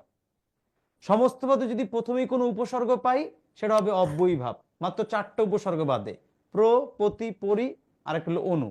এই 4টা উপসর্গ দিয়ে গঠিত শব্দে যদি পূর্বপদের অর্থের প্রাধান্য পায় তাহলে অব্যয়ী ভাব, আর পরপদের অর্থের প্রাধান্য পাইলে প্রাদি। অভাব অর্থে অব্যয়ী ভাব সমাস হয়। আমি এই কথাই বলছিলাম আগে। এবার সবাই বোর্ডের দিকে তাকান। কুলের সমীপ ইকুয়াল টু কি লিখছি ভাই? উপকূল। এই উপকূল শব্দে উপসর্গটা আছে কিনা ভাই? জি আছে। স্যার। আছে। দেখেন তো এই উপসর্গটা প্র, প্রতি, পরি, অনু এই 4টার ভিতরে আছে না এই 4টার বাইরে আছে? বাইরে স্যার। চারটার বাইরে আছে। যদি এই 4টার বাইরে থাকে তাহলে চোখ বুঝে এই উপকূল কি সমাস? পাদি। অব্যয়ী ভাব। অব্যয় চোখ সমাস। বুঝা প্র, প্রতি, পরি, অনু এই 4টা দিয়ে গঠিত সমাস প্রাদি হয়। বাট এই যে উপসর্গটাকে এই 4টার বাইরে না ভিতরে? বাইরে। বাইরে। বাইরে থাকলে এটা 100% কি সমাস হবে ভাই? অব্যয়ী অব্যয়ী ভাব। আরো মজার বিষয় একটু আমার বুঝান। কইছে পূর্বপদের অর্থের প্রাধান্য পাবে, আমার লাগে একটু শেয়ার করেন তো ভাই। উপকূল, একটু খেয়াল করবেন, কুলের সমীপ ইকুয়াল টু উপকূল। সবাই একটু রেশনাল চিন্তা করেন, যখন একটা নদীর কুল পাই কুলটা বড় হয় না উপকূলটা বড় হয়? কুল বড় হয়। কুল বড় হয়। আর উপকূল মানে কি? ছোট্ট একটা জায়গা বোঝায়। তাহলে কুল কি? বড়। আর উপকূল কি ভাই? ছোট। একটা এখন অংশ। আমার একটু দেখেন তো, এই উপকূল শব্দে উপশব্দটার অর্থ দ্বারা ক্ষুদ্র বুঝাইছে, ছোট বুঝাইছে। এখন এই উপকূল শব্দে কুল শব্দ আগে আছে না পরে আছে? প্রথমে পরে। আগে আছে। ভাই উপকূল শব্দে কুল শব্দটা পরে আছে না আগে আছে? পরে আছে। পরে। পরে পরে। আছে। পরে আছে। এখন কুল দ্বারা কি বড় বুঝায় না ছোট বুঝায়? বড়। বড়। বড় বুঝায়, বড়টা আছে শেষে কিন্তু উপটা আছে আগে। এখন এই উপকূল বলতে কি আমরা কুলটারে বুঝাইছি না ছোট্ট একটা জায়গারে বুঝাইছি? ছোট জায়গা। ছোট্ট জায়গা। ছোট্ট জায়গারে বুঝলে এই ছোট্ট জায়গাটা কি আগে আছে না পরে আছে? আগে আগে। আছে। আগে থাকলে কি পূর্বপদ? কি পদ? পূর্বপদ। পূর্বপদ।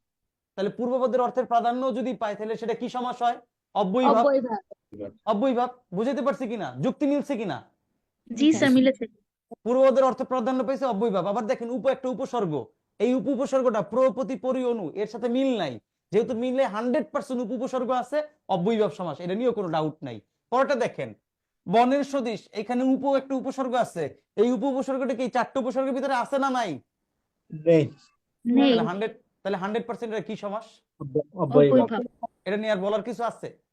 না স্যার। আবার দেখেন পূর্বপদের যে অর্থের প্রাধান্য পাইছে এটা মিলান।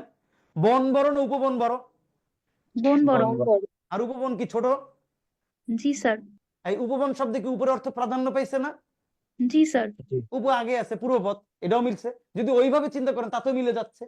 আবার দেখেন পা থেকে মাথা পর্যন্ত ইকলটা আপাদমস্তক, এখানে আ বইলে কি একটা উপসর্গ আছে কিনা? আছে। জি তাহলে স্যার। এটা কি সমাস? অব্যয়ভাব। কারণ এই অব্যয়ভাব। আ উপসর্গটা প্রপতি পরি অনুর সাথে মিল নাই, দ্যাট মিন্স আ আলাদা, তাহলে এটা কি সমাস? অব্যয়ভাব। অব্যয়ভাব। আবার দেখেন আপাদমস্তক বলতে আমি কি বুঝাই? সম্পূর্ণ জিনিসটারে বুঝাই না? জি স্যার। জি স্যার। তাহলে সম্পূর্ণ জিনিস বুঝলে আ আছে প্রথমে, দ্যাট মিন্স পূর্বপদের অর্থ প্রাধান্য পেয়েছে, অব্যয়ভাব। আমি মনে হয় বুঝাইতে পারছি, জি পারছি স্যার। কিনা?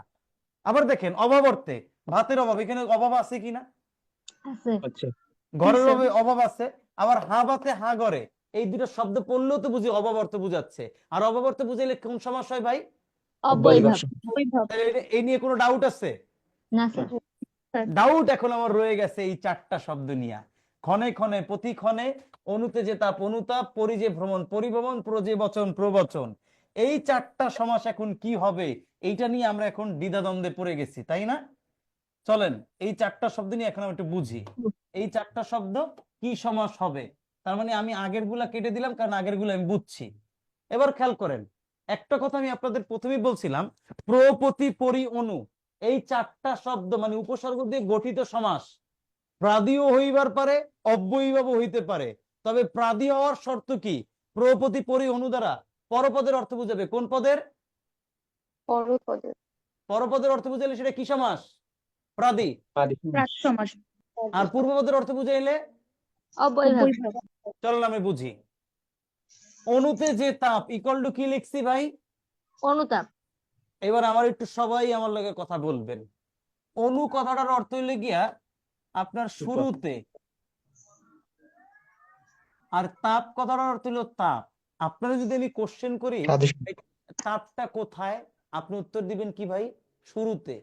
আমি যদি আপনার কোশ্চেন করি তাপটা কোথায়, আপনার উত্তর আসে কি? শুরুতে না? শুরুতে আসে yes. কিনা? জি স্যার। এখন আমি কথাটা কি শুরুতে নিয়ে বলছি না তাপকে নিয়ে বলছি? শুরুকে নিয়ে না, তাপকে নিয়ে। অনুতে যে তাপ তাপ ইকুয়াল টু নিয়ে। অনুতাপ, আমি বলছি তাপটা কোথায়, আপনি বলছেন শুরুতে। আমি কথাটা বলছি কেন? তাপরে নিয়ে না? জি স্যার। এই ব্যাস বাক্যে তাপ কি পূর্বপদ না পরপদে আছে? পরপদে আছে। পরপদে আছে। তাহলে এইখানে খেয়াল করেন, তাহলে তাপকে যদি গুরুত্ব দিই, তাহলে অনুতাপ শব্দে আমি অনুকে গুরুত্ব না দিয়ে গুরুত্ব দিছি কোন জায়গায়? তাপকে। আর তাপ শব্দটা যেহেতু পরে আছে, দ্যাট ইজ ওই অনুতাপ প্রাদি সমাস। কারণ অনু দ্বারা বুঝায় নাই, তাপের অর্থ বুঝাইছে, তাপ পরে আছে, এই জন্য ওটা প্রাদি সমাস। বুঝাইতে পারছি কিনা? জি স্যার। আবার আরেকটা দেখেন, প্রো যে বচন ইকুয়াল টু লিখছি প্রবচন। প্রো কথাটার অর্থ হলো গিয়া উত্তম। প্রো কথাটার অর্থ কি বলছি ভাই? উত্তম। উত্তম। আর বচন মানে হলো কথা। বচন মানে কি ভাই? কথা। আমি আপনাকে জিজ্ঞেস করছি কথাটা কিরকম, আপনি বলছেন কি? উত্তম। আমি গুরুত্বটা কি কথায় দিছি না উত্তমে দিছি? কথাতে। কথা কি আগে আছে না পরে আছে? পরে। তাহলে পরে থাকলে এটা কোন পদের অর্থ প্রাধান্য পাইছে? পরপদের। কোন পদের? পরপদে। দ্যাট ইজ পরপদে। প্রবচন। দ্যাট ইজ প্রবচন কোন সমাস হবে? প্রাদি না বৈভাব? প্রাদি সমাস। বুঝে গেছেন? তারপরটা স্যার। দেখেন ভাই, বাকিরা বুঝতে পারছেন কিনা? জি স্যার, বুঝতে পারছি। পরেরটা দেখেন, পরি যে ভ্রমণ ইকুয়াল টু পরিভ্রমণ। পরি শব্দের অর্থ হলো গিয়ে ভাই চারোদিকে, আর ভ্রমণ শব্দের অর্থ হলো গিয়ে ভাই ঘোরা। তাহলে এখন আমি যদি বলি ভাই ঘোরাটা কিরকম, আপনি বলছেন চারদিকে ঘুরছি। আপনি জিজ্ঞেস করলেন আপনি কেমনে ঘুরছেন, আপনি বলছেন আমি চারদিকে ঘুরছি। তাহলে আপনাকে কথাটা বলছি কে রে? চারদিকে নিয়ে না ঘোরাকে নিয়ে? ঘোরা। তাহলে ঘোরা কি আগে আছে না পরে আছে? পরে। পরে থাকলে পরপদের অর্থে প্রাধান্য পাইছে। দ্যাট ইজ এই পরিবহন শব্দ, এটা কি হবে ভাই? প্রাদি সমাস হবে। কি সমাস? প্রাদি। আমি কি বুঝাইতে পারছি এই পর্যন্ত? জি স্যার। এইবার আসেন লাস্ট। আমি লিখছি ভাই আপনাকে এখানে ক্ষণে ক্ষণে ইকুয়াল টু প্রতিক্ষণে। সবাই এবার একটু বুঝেন, ক্ষণে ক্ষণে ইকুয়াল টু প্রতিক্ষণে, এটা তার একটা বড় সময় বুঝায়। কি সময় বুঝায় ভাই বলেন, আমার লোক কথা বলেন। ক্ষণে ক্ষণে দ্বারা কি সময় বুঝায়? বড় সময় বুঝায়। আর এই প্রতিক্ষণে দ্বারা ছোট সময় বুঝায়। অর্থাৎ প্রতিক্ষণে দ্বারা ক্ষণে ক্ষণে দ্বারা একটা বড় সময় বুঝাইছে, আর প্রতিক্ষণে দ্বারা একটা ছোট্ট সময়কে বুঝাইছে। অর্থাৎ ক্ষণের অল্প একটা সময়কে বুঝাইছে। আমি জানি ক্ষণে ক্ষণে দ্বারা বড় সময়কে বুঝাইছে এবং বড় সময়টা শেষে আছে, কিন্তু তার আগে একটা প্রতি লাগাই দিছি, হয়ে গেছে প্রতিক্ষণে। বাট এই প্রতিক্ষণে দ্বারা ক্ষণেকে বুঝাচ্ছে না, বুঝাচ্ছে ছোট সময়টাকে। আর ছোট সময় বুঝাইতে ব্যবহার করা হয়েছে ভাই প্রতি। যেহেতু প্রতিটা ব্যবহার করছে এবং প্রতিটা আগে আছে, দ্যাট মিনস এটা পূর্বপদ। আর পূর্বপদ হ মানেই কি ভাই? এটা অব্যয়ীভাব সমাস। আশা করি বুঝাইতে পারছি। ভাই বুঝাইতে পারছি কিনা? স্যার আরেকবার একটু বলেন। ক্ষণে ক্ষণে এই শব্দটা দ্বারা বড় সময়কে বোঝায়, আর প্রতিক্ষণে দ্বারা ছোট সময়কে বোঝায়। এই প্রতিক্ষণের শব্দের দিকে তাকালে দেখি ক্ষণে যে বড় সময় বোঝায় সেটা আছে শেষে, বাট প্রতিটা শব্দটা রয়ে গেছে আগে। আর এই প্রতিক্ষণের শব্দে প্রতিক্ষণের যে সময়টা অল্প সময়, এই অল্প সময়টা বা ক্ষুদ্র সময়টাকে গুরুত্ব দিছে। আর এই প্রতিটা আছে পূর্বপদে, আর পূর্বপদের অর্থের প্রাধান্য পাইলে সেটা হয়ে যায় অব্যয়ীভাব সমাস। এইটা বলছি, আশা করি বুঝাইতে পারছি। জি স্যার। এবার আপনাদের লেকচার শিটে দেখবেন এই প্রাদি সমাস লিখে কয়েকটা এক্সাম্পল দেওয়া আছে 47 নম্বর পেজে। প্রজে বচন, প্রবচন, অনুতে যে তাপ, অনুতাপ, প্রজে গতি, প্রগতি, পরিজে ভ্রমণ, পরিভ্রমণ, প্রজে ভাত, প্রভাত। এই শব্দগুলোর বাইরে আপনার পরীক্ষায় কোনো প্রাদি সমাস আসবে না, আপনি এটা 100% শিওর থাকেন। আমি কি বুঝাইতে পারছি ভাই? কথা বলেন। জি স্যার। জি স্যার স্যার। বাক্যের মধ্যে যে শব্দটাকে প্রাধান্য দিবে ওটা দিয়েই নির্ণয় করতে হবে যেটা কি হবে। অব্যয়ীভাব আর প্রাদি সমাস দুইটা মিলে যায় কাছাকাছি। এই জন্য বুঝতে হবে অব্যয়ীভাব সমাসে পূর্বপদের অর্থের প্রাধান্য পাইলে অব্যয়ীভাব, আর যদি পরপদের অর্থের প্রাধান্য পায় তাহলে হবে প্রাদি। আর একটা জিনিস বলছি, সমস্ত পদে যদি কোনো উপসর্গ পাই তাহলে 100% সেটা অব্যয়ীভাব সমাস, 4টা উপসর্গ বাদে। প্র, প্রতি, পরি, অনু, এই 4টা উপসর্গ দিয়ে গঠিত সমাস প্রাদিও হইতে পারে, অব্যয়ীভাব হইতে পারে। যদি এই 4টা শব্দ দ্বারা গঠিত সমাসে পরপদের অর্থের প্রাধান্য পায় তাহলে হবে প্রাদি। আর এই 4টা উপসর্গ দিয়ে গঠিত সমাসে যদি পূর্বপদের অর্থের প্রাধান্য পায় তাহলে হবে কি ভাই? আমি বলছি অব্যয়ীভাব। আশা করি বুঝাইতে পারছি। স্যার বলেন। এখানে যে কতটা আছে স্যার, যে হুম। এখানে কি স্যার অব্যয়ের মধ্যে কি স্যার যে কতটা কি সবসময় থাকবে? অব্যয়ীভাব সমাসে যে কথাটা ম্যাক্সিমাম সময় থাকে, মাঝে মাঝে নাও থাকতে পারে, এরকম এক্সাম্পল পাইতে পারেন। বাট যে কথাটা থাকে, আবার মাঝে মাঝে নাও পাইতে পারেন, ওটা ওইভাবেই হয়। বুঝতে পারছি ভাই? এবার প্রথম থেকে আমি একটু যদি সামারি দিই, আমি পড়াইছিলাম দ্বন্দ্ব সমাস। একেবারে প্রথম থেকে বলি, সমাস শব্দের অর্থ পড়াইছিলাম সংক্ষেপণ, মিলন, একাধিক পদের একপদীকরণ। তারপরটা আমরা পড়াইছিলাম সমাস বাংলা ভাষায় সংস্কৃত ভাষা থেকে আসছে। সমাস একটা বাক্যকে সংক্ষেপ করে। সমাস হলো টোটাল 6 প্রকার। সমাস তৈরি করতে গেলে যে বাক্য পাই সে বাক্যের নাম ছিল ব্যাস বাক্য, সমাস বাক্য, বিগ্রহ বাক্য। বাক্যের প্রথম অংশকে আমরা বলি পূর্বপদ, শেষ অংশকে বলি পরপদ। এই বাক্যে যতগুলো শব্দ ব্যবহার করা হয় তাকে বলি সমস্যমান পদ। বাক্যের লাস্টে যে ছোট্ট একটা অংশ পাই তাকে বলা হয় সমস্ত পদ। এছাড়া আমরা পড়ছিলাম দ্বন্দ্ব সমাস। পূর্বপদ পরপদ দুইটা পদেরই অর্থের প্রাধান্য পায় যে সমাসে, তাকে বলা হয় দ্বন্দ্ব সমাস। ব্যাস বাক্যে এবং ও আর এই 3টা অব্যয় থাকে। এই দ্বন্দ্ব সমাসের পরে পড়ছিলাম আমরা কর্মধারায় সমাস। বিশেষ্য বিশেষণে যে সমাস হয় তাকে বলা হয় কর্মধারায়। কর্মধারায় প্রকারভেদ আছে অনেকগুলো, 4 প্রকার প্রকারভেদ। প্রথমটা হলো মধ্যপদলোপী কর্মধারায়, ব্যাস বাক্যের মাঝখানের অংশ লোপ পায়। তারপর হলো উপমান। পূর্বপদে একটা বিশেষণ থাকে, পরপদে একটা বিশেষ্য থাকে। পূর্বপদে একটা বিশেষ্য, পরপদে একটা বিশেষণ হয়, এবং যে কথাটা হয় বাস্তব তাকে বলা হয় উপমান। উপমিততে কি হয় ভাই? দুইটাই বিশেষ্য থাকে, পূর্বপদ পরপদ, এবং আউটপুটে যে শব্দটা পাবেন সেটা হলো অবাস্তব। রূপক কর্মধারায় কিভাবে ভাই? দুইটা বিশেষ্য এবং ব্যাস বাক্যের মাঝখানে রূপ কথাটা পাবেন, তাকে আমরা বলি রূপক কর্মধারায়। তারপর আমরা বলছিলাম তৎপুরুষ সমাস। যে সমাসে ভাই বিভক্তি লোপ পেয়ে সমাস হয় তাকে বলা হয় তৎপুরুষ সমাস। তৎপুরুষ সমাস টোটাল ছিল ভাই 9 প্রকার। এর ভিতরে বিভক্তি দিয়েছিল 6টা, বিভক্তি ছাড়া ছিল 3টা। একটা ছিল অলুক তৎপুরুষ, বিভক্তি লোপ পায় না। একটা ছিল উপপদ তৎপুরুষ, এক কথায় প্রকাশের মতো। আরেকটাকে আমরা পাইছিলাম ভাই নয় তৎপুরুষ, ব্যাস বাক্যে ন নেই, নাই নয়, এই অব্যয়গুলো থাকে। এরপর আমরা পড়াইছিলাম ওইখানে ভাই নিত্য সমাস, যে সমাসের ব্যাস বাক্যের প্রয়োজন হয় না, অন্য গৃহ গৃহান্তর, অন্য দেশ দেশান্তর, এই সমাসগুলোকে বলা হয় নিত্য সমাস। তারপর আমরা পড়াইছিলাম ভাই দ্বিগু সমাস, যে সমাসের ব্যাস বাক্যের সংখ্যাবাচক শব্দ, সমাহার শব্দ, এই দুইটার কথার উল্লেখ থাকে এবং আউটপুটে যেটা পাই সেটা একটা বিশেষ্য হয়। মজার বিষয় হলো দ্বিগু সমাসের ব্যাস বাক্যে যা বলে সমস্ত পদে তাই বুঝায়, এটাকে আমরা বলি দ্বিগু সমাস। এই দ্বিগু সমাসের পর আজকে পড়ালাম আমরা বহুব্রীহি সমাস।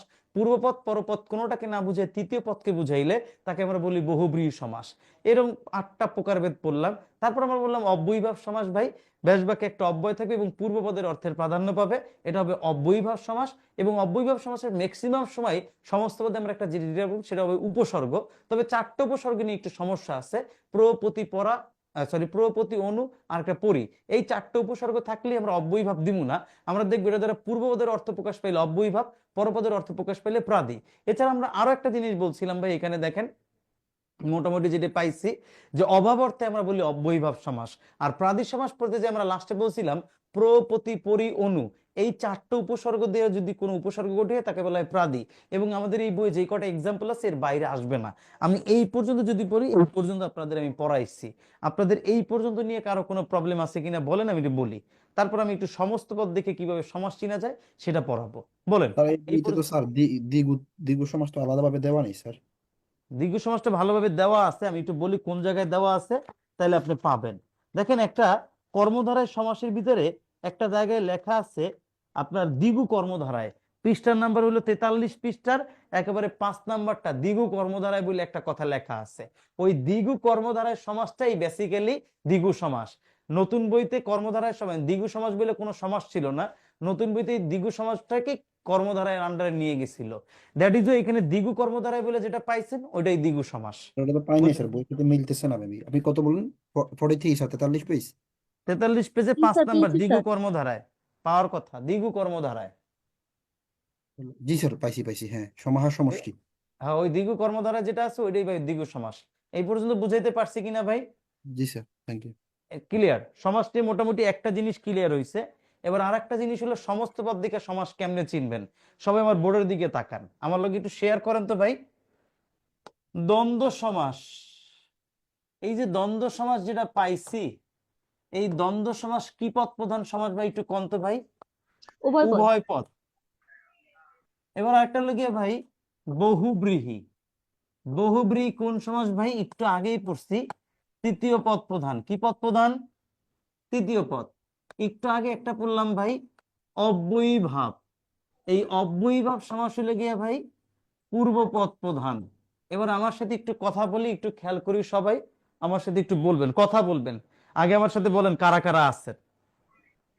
স্যার আমি আছি স্যার। আছি তো স্যার। আছেন না? এবার যদি আমার লগে কথা জি না স্যার। কন, হ্যাঁ এবার যদি আমার লগে কথা না কন, তাহলে এই অংশ বুঝে বাংলাদেশ ব্যাংকের প্রিভিয়াস কোশ্চেন যেগুলো আছে ওগুলা বুঝামু না। আর যদি আপনি আমার লগে কথা কন তাহলে এটাও বুঝামু। আসেন কথা কইবেন। আপনারা যদি ঠিক বলা আছে হয়, স্যার। আপনারা যদি বলা হয় বাইরে প্রচন্ড ঝড় বৃষ্টি হচ্ছে, আমাকে একটু বলেন তো বাইরে প্রচন্ড ঝড় বৃষ্টি হচ্ছে এই কথাটার অর্থ কি? শুধু ঝড় হচ্ছে না, বৃষ্টিও হচ্ছে? ঝড় ও বৃষ্টি উভয়। ঝড় বৃষ্টি দুটোই হচ্ছে। ঝড় বৃষ্টি, আমি একটু লিখে রাখি, দুটোই হচ্ছে। ঝড় বৃষ্টি দুইটাই হচ্ছে। আচ্ছা, এবার আমার লাগে আরেকটা জিনিস কম তো ভাই, আপনারা যদি বলি একটা আমরা মাঝে মাঝে রাস্তায় দেখি বা বলি, ধরুন আমরা একটা বাড়িতে গেলাম, সেই বাড়িতে কোনো একটা ছেলের মা মারা গেল, ওইখানে যাওয়ার পর আমরা কষ্ট প্রকাশ করতেছি, আহারে ছেলেটার মা বাবা কেউ বেঁচে নেই। এই যে ছেলেটার মা বাবা কেউ বেঁচে নেই, এই কথার অর্থ কি শুধু মা নেই না বাবাও নেই? মা বাবা কেউই নেই। মা বাবার কেউ নেই। মাও নাই, বাবাও নেই। আচ্ছা, এবার ধরেন আমাদের বাসায় অতিথি আসলে আমরা বলি না যে চা বিস্কুট কিছু থাকলে দাও। কি বিস্কুট ভাই? চা বিস্কুট। এই কথার অর্থ কি শুধু চা দিতে কইছি না বিস্কুটও দিতে কইছি? চা বিস্কুট দুটোই বলছে। চাও দিতে কইছেন, বিস্কুটও দিতে কইছেন। যদি দুইটাই কন, এবার এই 3টা শব্দ আমি পাইছি। এবার আমরা চলেন রেশনাল চিন্তা করি। আমাদের দ্বন্দ্ব সমাসের বৈশিষ্ট্য ছিল কি? উভয় পদ প্রধান। দেখেন তো, জি স্যার। ঝড় বৃষ্টি বললে 2টা পদই আছে, মা বাবা বললে 2টা পদই আছে, চা বিস্কুট বললে 2টা পদই পাইছি। তাহলে আমি কি কইতে পারি এটা দ্বন্দ্ব সমাস? জি স্যার। এটা কি দ্বন্দ্ব সমাস? এখন আপনার প্রশ্ন হইতে পারে, এই যে দ্বন্দ্ব সমাস পাইলাম, এই যে ঝড় বৃষ্টি, এই ঝড় বৃষ্টি পাইলাম, দ্বন্দ্ব সমাস বুঝলাম, আবার এখানে পেলাম চা বিস্কুট বললেন, এটাও বুঝলাম, তারপর আমাকে বললেন কি ভাই মা বাপ বা বাবা মা, দুটো যেটা বললাম আমি বুঝলাম, এই যে দ্বন্দ্ব, এটা আমি বুঝে গেছি ভাই, আমি ব্যাস বাক্য বানাবো কেমনে? ভাই আপনি তো এটাও জানেন যে এই সমাসের ব্যাস বাক্যে এবং ও আর বসে, আর পার্থক্য কি ভাই, যেটা আছে এটা মিলাই দিতে হয়। কিন্তু আমি কোনোদিন রেশনাল চিন্তা করি নাই যে ছেলেটির মা বাবা নেই, এই মা আর বাপ যে দ্বন্দ্ব হইতে পারে আমি এটা জানি না। বাসায় অতীতে এলে আমি কইলে যে চা বিস্কুট খাইতে দাও, এই চা বিস্কুট যে দ্বন্দ্ব আমি এটা কখনো ইমাজিনই করি নাই। এবং আমরা বলি বাইরে প্রচন্ড ঝড় বৃষ্টি হচ্ছে, কথাটা তো ঝড় ও বৃষ্টি দুইটাই হচ্ছে, এটা যে দ্বন্দ্ব এটা আমি জানিই না। এই আজকে আপনি জানলেন, চিন্তা করতে হয়, ভাবতে হয়। তাহলে এখন ঝড় বৃষ্টি দিয়ে করলে এটা কোন সমাস? ভাই এটা তো বুঝে গেছেন, ঝড় ও বৃষ্টি দুইটাই বুঝাইছে, তাহলে ঝড় ও বৃষ্টি ইকুয়াল টু ঝড় বৃষ্টি। আবার বললি বাসায় চা বিস্কুট থাকলে কিছু দাও, তার মানে কি চা ও বিস্কুট, চা বিস্কুট দুইটাই বুঝাইছে। মা ও বাপ ইকুয়াল টু মা বাপ, তাহলে দুইটাই যদি যেটা দ্বারা বুঝায় ওটার যে দ্বন্দ্ব বলে, এটা নিয়ে কোনো ডাউট আছে? না না স্যার। স্যার। কিন্তু আপনি কি এরকম কোনোদিন চিন্তা করছেন? করেন না। না স্যার। আবার চলেন আমরা বলি এইরকম আর একটা জিনিস বুঝাই। ধরেন আপনাদের কারো একজন বান্ধবীর, আচ্ছা আমার সাথে যে ভদ্র মহিলা কথা বলছেন তার নাম কি? একটু আগে স্যার যে কথা বললেন বলেন না, হ্যাঁ এই যে একটু আগে আপনি বললেন, আপনার নামই বলেন, আপনার দিয়ে একটা সমাস ফারিয়া করেন। নরিন। আচ্ছা চলো নওরিন। তা আমরা আজকে কথা বলতে বলতে একজনকে বললাম আজকে আমরা নওরিনের গায়ে হলুদে যাব। নওরিন আপনি একটু খেয়াল করেন, বা বাকি যারা আছেন, আমরা বললাম নওরিনের গায়ে হলুদে যাব, কথাটা বললাম কি ভাই, গায়ে হলুদ। এবার আমার লাগে একটু খেয়াল করেন তো, এই গায়ে হলুদ আমি যে কথাটা কইছি, এই শব্দ গায়ে এটা হলো কি পদ ভাই?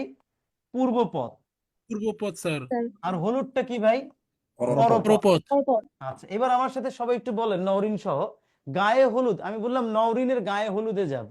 এই যে নওরিনের গায়ে হলুদে যাব, এই কথাটা দ্বারা কি গাকে বুঝাতেছে? না স্যার, হলুদকে বোঝাচ্ছে। হলুদকে বুঝাচ্ছে। বিশেষ জি অংশ। স্যার। গাও বুঝাচ্ছে না, হলুদও বুঝাচ্ছে না, বুঝাচ্ছে কি? বিশেষ অংশ। অনুষ্ঠানকে। তাহলে অনুষ্ঠানকে অনুষ্ঠানকে। বুঝাইলে ভাই কি তৃতীয় পদ বুঝাইছে না? জি স্যার। জি স্যার। তাহলে এটা যে বহুব্রী সমাস, এটা নিয়ে কোনো প্রবলেম আছে? না স্যার। ও আপনি এরকম আচ্ছা আচ্ছা, চিন্তা জি করেন স্যার, নাই, বুঝতে পারছি। আপনি কখনো চিন্তা করেন নাই। তাহলে এখন এটার একটা ব্যাস বাক্য বানাইতে হইব। আপনি তো জানেন গায়ে হলুদ গায়ে দেওয়া হলুদ যে দেওয়া অনুষ্ঠানে, হয়েছে। গায়ে হলুদ, কাম শেষ। আবার ধরেন নরিন মাইন্ড করেন না, নরিনের বিয়ে হয়েছে 2 বছর বা 3 বছর পর, নরিনের একটা ছেলে হয়েছে, নরিনের ছেলের আবার ধরেন আরো 4-5 বছর পর 5 বছর বয়স হয়েছে। এখন এই যে নওরিন আপার একটা ছেলে হয়েছে, তার 5 বছর বয়স হয়ে গেছে। এখন নওরিন আপা কি করছে, তার ছেলের এই যে 5 বছর বয়স হয়েছে, সে আজকে প্রথম বিদ্যালয়ে যাবে, প্রথম লেখালেখি করবে, এই জন্য সে একটা অনুষ্ঠানের আয়োজন করছে, সেখানে আমাকে দাওয়াত দিচ্ছে। হ্যাঁ আমাকে হাতে দাওয়াত দিয়ে বলতেছে অপূর্ব ভাই আপনার দাওয়াত। তাহলে আমি দাওয়াতটা পেয়ে বললাম যে নওরিন আপা অবশ্যই আমি আপনার ছেলের হাতে খড়ির অনুষ্ঠানে যাব। তাই আমি কথাটা কি বললাম ভাই? হাতে খড়ি। হাতে খড়ি।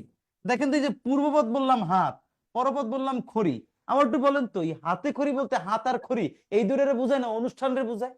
অনুষ্ঠান। তাহলে তৃতীয় আরেকটা পদ বুঝাইছে না ভাই? জি স্যার। তৃতীয় আরেকটা পদ বুঝাইলে সেটা কি সমস্যা হয়? বহুব্রী। আপনাকে এইভাবে ভাবতে হবে, পরীক্ষা হলে আপনাকে এইভাবে ভাবতে হবে, অপশন দেখে এইভাবে চিন্তা করতে হবে রেশনালটা কি হইতে পারে।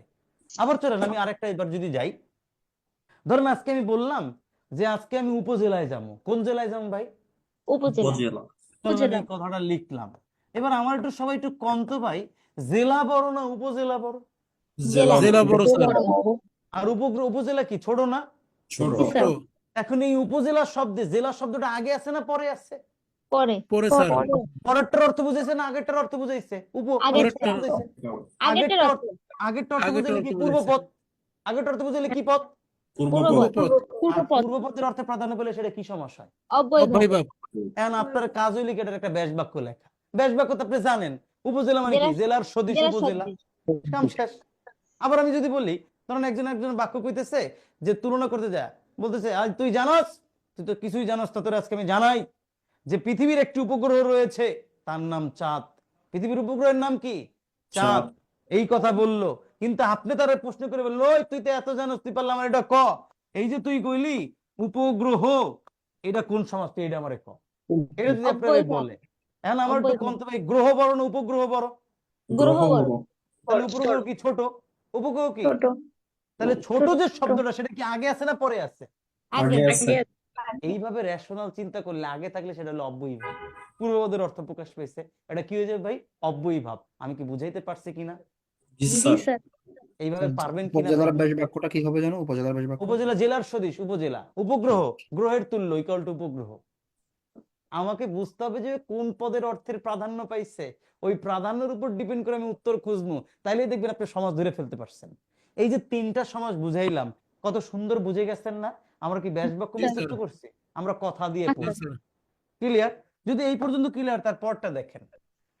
এবার হলো কি আমরা লিখি কর্মধারায়, এটা হলো কি পরপদ, তৎপুরুষ, পরপদ অবশ্য থাকবে, পরপদ এটা তো থাকবেই, প্লাস বিভক্তি। এরপর হলো কি ভাই দ্বিগু, কি লিখলাম রে ভাই, আচ্ছা দ্বিগু, এটা হলো কি ভাই, কি ভাই, পরপদ প্লাস সংখ্যা। এবার হলো কি প্রাদি, কি বলছি ভাই, পরপদ প্লাস প্রতি, পরি, অনু। এবার সবাই একটু খেয়াল করেন, উপসর্গ থাকবে। তাহলে এবার আমি একটু খেয়াল করি। আমি আপনাকে একটা শব্দ দিলাম ভাই, সিংহাসন, এখনই দরকার নাই, একটু বুঝি আগে। সিংহাসন, চা বাগান, চৌরাস্তা, প্রভাত। সবাই আমার লাগে একটু বলেন তো, সিংহাসন বলতে কি সিংহরে বুঝি না আসন রে বুঝি? আসন আসন কি আগে আছে না পরে আছে? পরে আছে স্যার। পরপথ। চা বাগান বলতে চারে বুঝি না বাগানকে বুঝি? দুটোকেই। না, বাগান, চা বাগান চায়ের বলতে আমরা বাগান, বাগানকে বুঝি। বাগান। তাহলে বাগান বাগান কোন কি পথ, বুঝি? পরপথ না পূর্বপথ? পরপদ। পরপথ। চৌরাস্তা, চৌ মানে চার, রাস্তা মানে রাস্তা, এই চৌরাস্তা দ্বারা কি আমি চার বুঝাইছি না রাস্তারে রাস্তা। বুঝাইছি? রাস্তা বুঝেছি। রাস্তাকে কি বুঝাইছি। আগে আছে না পরে আছে? পরে পরে। পরপথ।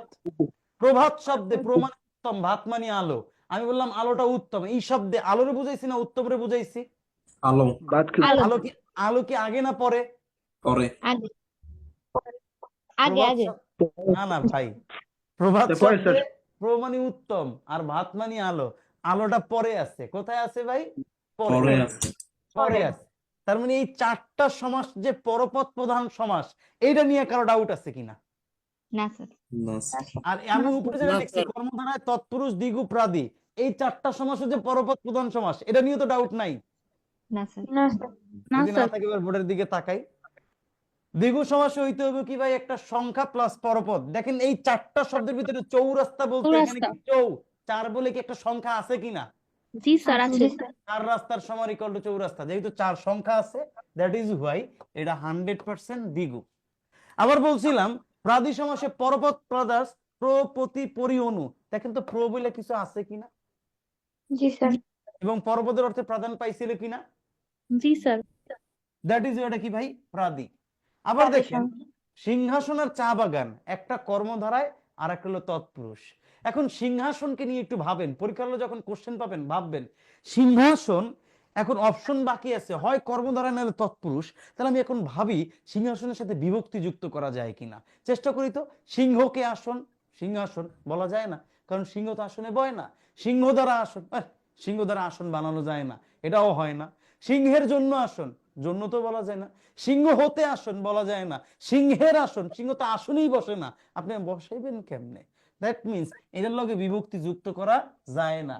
বিভক্তি যেহেতু যুক্ত করা যায় না, তার মানে কর্মধারায় তৎপুরুষের ভিতরে এটা কি হইতে পারে ভাই, কর্মধারায়। আর একটু নিশ্চিত হয়ে লই, চা বাগান শব্দটাকে দেখেন, আপনি যখন রাস্তায় যান, রাস্তায় গেলে বাগান যদি দেখেন, তখন আপনি গাড়িতে যদি থাকেন বা হাইটা যদি যান, আপনার বন্ধুকে যখন বলেন বন্ধু ওই দেখ চায়ের বাগান, বন্ধু ওই দেখ চায়ের জি বাগান, স্যার।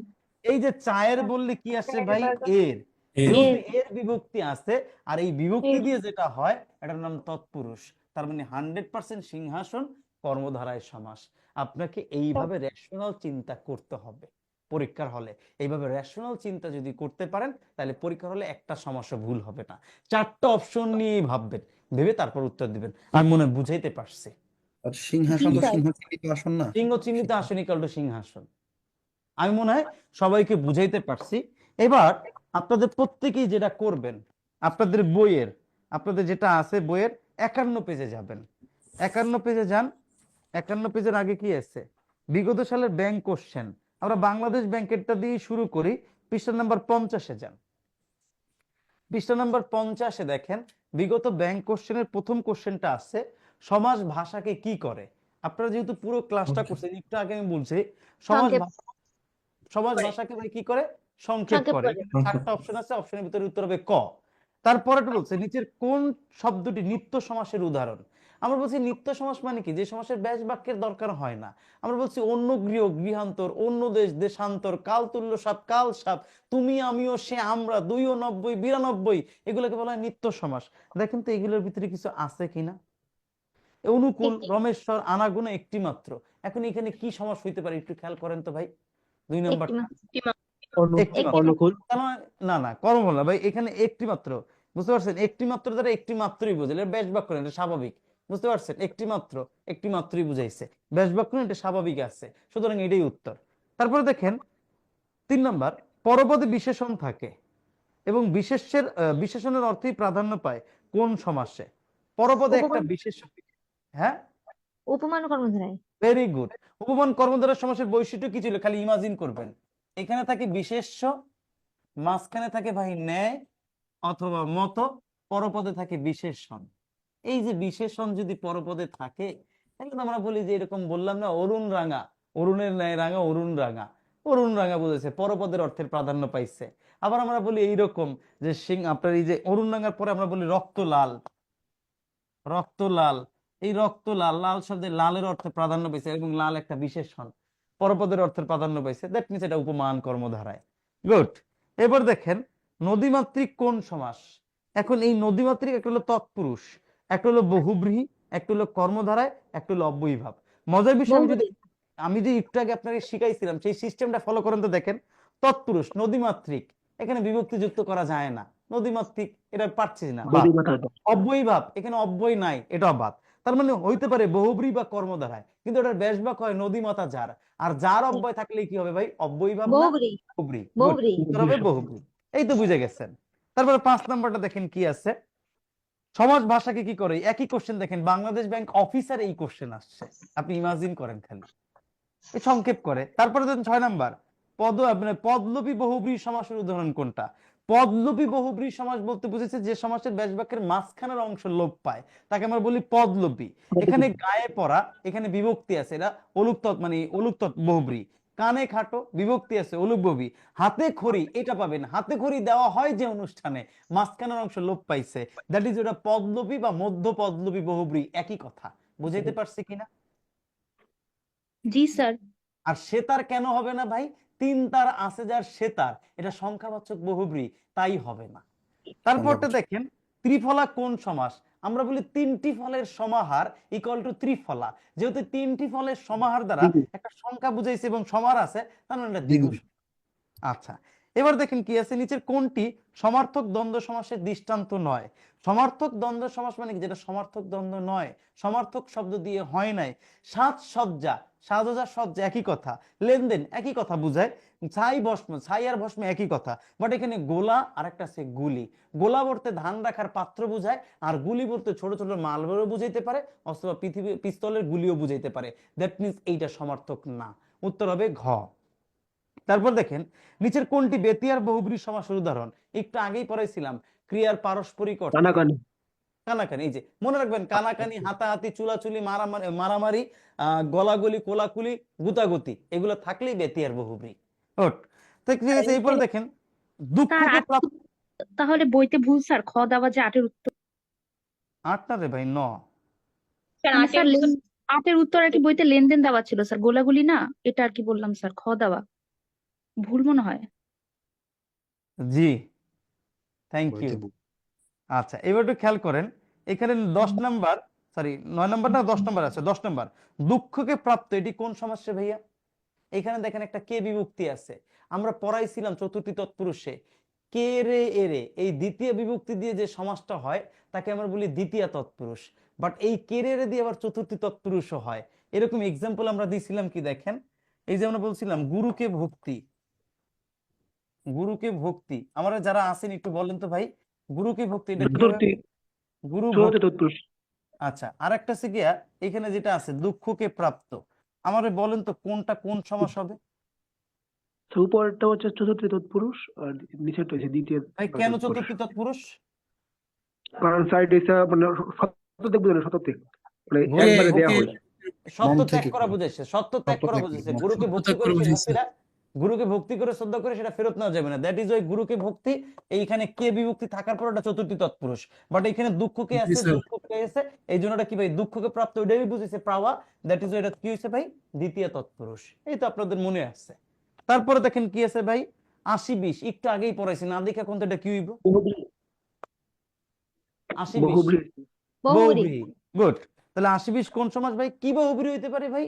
ব্যাধিকরণ বহুব্রী। কারণ স্যার এটা এটা হচ্ছে একটাতেও কোনো বিশেষণ ব্যতিক্রম নাই। ব্যতিক্রম। একটা তো বিশেষণ যদি না থাকে তাহলে বলা হয় ব্যাধিকরণ বহুব্রী। দ্যাট মিনস 80-20 এটা হলো ব্যাধিকরণ বহুব্রী। তারপরে দেখেন 12 নম্বর, কোনটি পরপদ প্রধান সমাস? একটু আগে পড়াইছি, পারার কথা। কর্মধারায় কর্মধারায়। গুড। গোপ খেজুরে কোন সমাস? মধ্যপদলোপে বহুব্রী। গুড, আলহামদুলিল্লাহ, ভালো পারছেন, থ্যাংক ইউ। এই যে আমি আপনাদের দেখাইলাম, প্র্যাকটিস করাইলাম, প্রিভিয়াস কি কোশ্চেন আসে আমি ওইটাও দেখাইলাম, সমস্ত পদ দেখে কিভাবে চেনা যায়, ব্যাখ্যা করবেন কিভাবে সেটাও বুঝাইলাম। আশা করি সমাস কমপ্লিট হয়েছে। স্যার গোঁফ খেজুরে কি ব্যাধিকরণ হবে নাকি মধ্যপদলোপী হবে? বইতে ব্যাধিকরণ দেওয়া স্যার উত্তর। একটু খেয়াল করি, আমি একটু বুঝাচ্ছি আপা, খেয়াল করেন। গোপ খেজুরে আমার দুইটাই বলা উচিত ছিল, না বলে একটা বলছি। গোপ খেজুরে এটা মধ্যপদলোপী বহুব্রীও হয়, আবার শেষ ক্লাস প্রায় শেষ পর্যায়ে, বসেন। গোপ খেজুরে মধ্যপদলোপী বহুব্রী, আচ্ছা ঠিক আছে, গোপ খেজুরে এটা মধ্যপদলোপী বহুব্রীও হয়। আবার দেখেন গোফ এটা একটা বিশেষ্য, খেজুর এটা আর একটা বিশেষ্য, ওই সেন্সে আবার এটা ব্যাধিকরণ বহুব্রীও হয়। আমি বুঝাইতে পারছি কিনা? বাট সবচেয়ে অ্যাপ্রোপ্রিয়েট কোনটা দিবেন ভাই, অপশনের দিকে খেয়াল করবেন। এখানে অপশনের দিকে যদি আমি খেয়াল করি, কত নম্বর পৃষ্ঠা? 50 নম্বর পৃষ্ঠা। অপশনের দিকে তাকায় দেখেন, এই 50 নম্বর পৃষ্ঠায় গোপ খেজুরে কি দিছে ভাই? ব্যাধিকরণ। এখন এইখানে ব্যাধিকরণ আর একটা হলো মধ্যপদলোপী, দুইটাই কিন্তু আছে। উত্তর দুইটাকেই রাইট বলা যায়, কারণ কি একই সমাজ দুই জায়গায় যেতে পারে, এটা নিয়ে কোনো ডাউট নাই। কিন্তু অপশনে খ নাম্বারটা আগে আছে, দ্যাট ইজ এটা হবে জি স্যার। সরি ব্যাধিকরণ। দ্যাট ইজ এটা কি হবে ভাই? ব্যাধিকরণ। ওকে ফাইন, চলেন আজকে ক্লাসের সমাজ শেষ। আমাদের আজকে 5 নাম্বার লেকচার বলা ছিল, আমরা এটা পড়াই নাই। নেক্সট ক্লাসে 5 নাম্বার লেকচার পড়াবো। এবার বলেন তো ভাই, সমাজে কারো কোনো প্রবলেম আছে কিনা? একটা কোশ্চেন ছিল। করেন করেন করেন। স্যার বলছিলাম স্যার গ্রুপ খেজুরে এটার ব্যাড বাক্য কি হবে? গ্রুপ ওকে, খেজুরে দেওয়াই আছে, দেওয়াই আছে। স্যার গোপ বই নাই খেজুর, স্যার। আচ্ছা ও গোপ খেজুর হলো গোপ খেজুরে জার, বুঝতে পারছেন? তাকে আমরা বলি গোপ খেজুরে। এখানে জার অব্যয়টা যুক্ত করলে ব্যাস বাক্য পাবেন, এবং এটার উত্তর দুইটা হবে। কোনো জায়গায় মধ্যপদলোপী বহুব্রী পাইতে পারেন, কোনো জায়গায় ব্যাধিকরণ বহুব্রী পাবেন। উত্তর হলে ভাই দুইটাই রাইট হবে, কিন্তু সবসময় মনে রাখা লাগবে ভাই, এই দুইটার ভিতরে যেটা আগে থাকবে ওইটা হবে উত্তর, এটা খেয়াল করতে হবে। অপশনে দেখেন ভাই, ব্যাধিকরণ বহুব্রীটা আগে আছে, দ্যাট ইজ ওয়াই ব্যাধিকরণ বহুব্রী হইছে উত্তর। আর যদি ব্যাধিকরণ বহুব্রী না থাকতো, তাহলে আমরা মন্দের ভালো হিসেবে মধ্যপদলোপী। মধ্যপদলোপী, আমি মনে স্যার হয় জি স্যার। স্যার বলছিলাম কি যেহেতু এটা মধ্যবর্তী হবে তাহলে তাতে মধ্যের পদ তো লোপ পাচ্ছে না, তো লাস্টের পদ লোপ পাচ্ছে।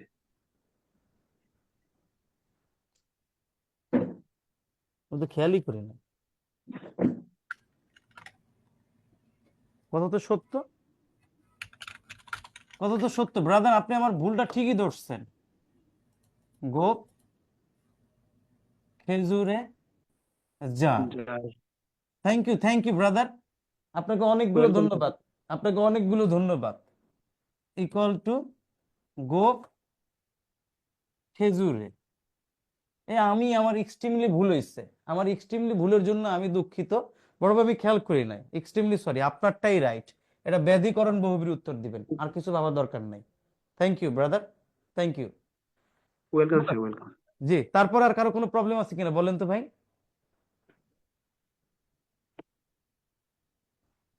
না বাকিরা স্যার। কারো কোনো প্রবলেম নাই? তা সলভ করতে গেলে হয়তো বের হতে পারে প্রবলেম। সলভ করতে গেলে প্রবলেম বের হলে 5 নাম্বার লেকচার আমার বলবেন, আমি উত্তর বুঝাই দেব। কিন্তু জি স্যার স্যার। এখানে তো গোঁফ খেজুরের ব্যাস বাক্যে মধ্যপদলোপী বহুব্রী সমাসের সকল শর্ত পূরণ করে, এই জন্য কেমনে স্যার করে, একটু কনফিউশনে আছে কেমনে আর করে কি। আমার একটু বলেন। স্যার বহুব্রী সমাসের জন্য যা যা কন্ডিশন থাকা দরকার। ব্যাস বাক্যের মাঝখানের অংশ লোপ পাওয়ার কথা এখানে কি মধ্যপদ লোপ পাইছে? নাই লোপ তো পায়নি। ভাই, এটা ব্যাধিকরণ বহুব্রীহিয়ান। আর আমরা না আচ্ছা যাই, আচ্ছা, ঠিক আছে আমরা আর স্যার কোন ঠিক আছে পথে গোফ না যাই। খেজুরে আছে একটু যে আগে- গোপ খিচুড়ি আছে যাবে আমার মাথায়, একটু আগে আপনারা ঘুরে এলাইছেন, বুঝতে পারছেন? ঠিক ওই আছে। বড় জি ভাইকে sir, thank G U, sir. বড় ভাইকে থ্যাংক ইউ। এটা ব্যাধিকরণ বহুব্রীহি, এটা নিয়ে কোনো ডাউট নেই। আর কিছু কইেন না, আর কিছু কইলে আমার স্যার একটা গালি দিন, তারপর আর কিছু কইেন না এটা নিয়ে, তারপর না করেন। স্যার স্যার, ঠিক আছে। না স্যার, স্যার এটা কি, স্যার একটা কথা জানতে চাচ্ছি স্যার, বলেন। এটা কি স্যার নিত্য সমাস হওয়ার সম্ভাবনা আছে? নাই।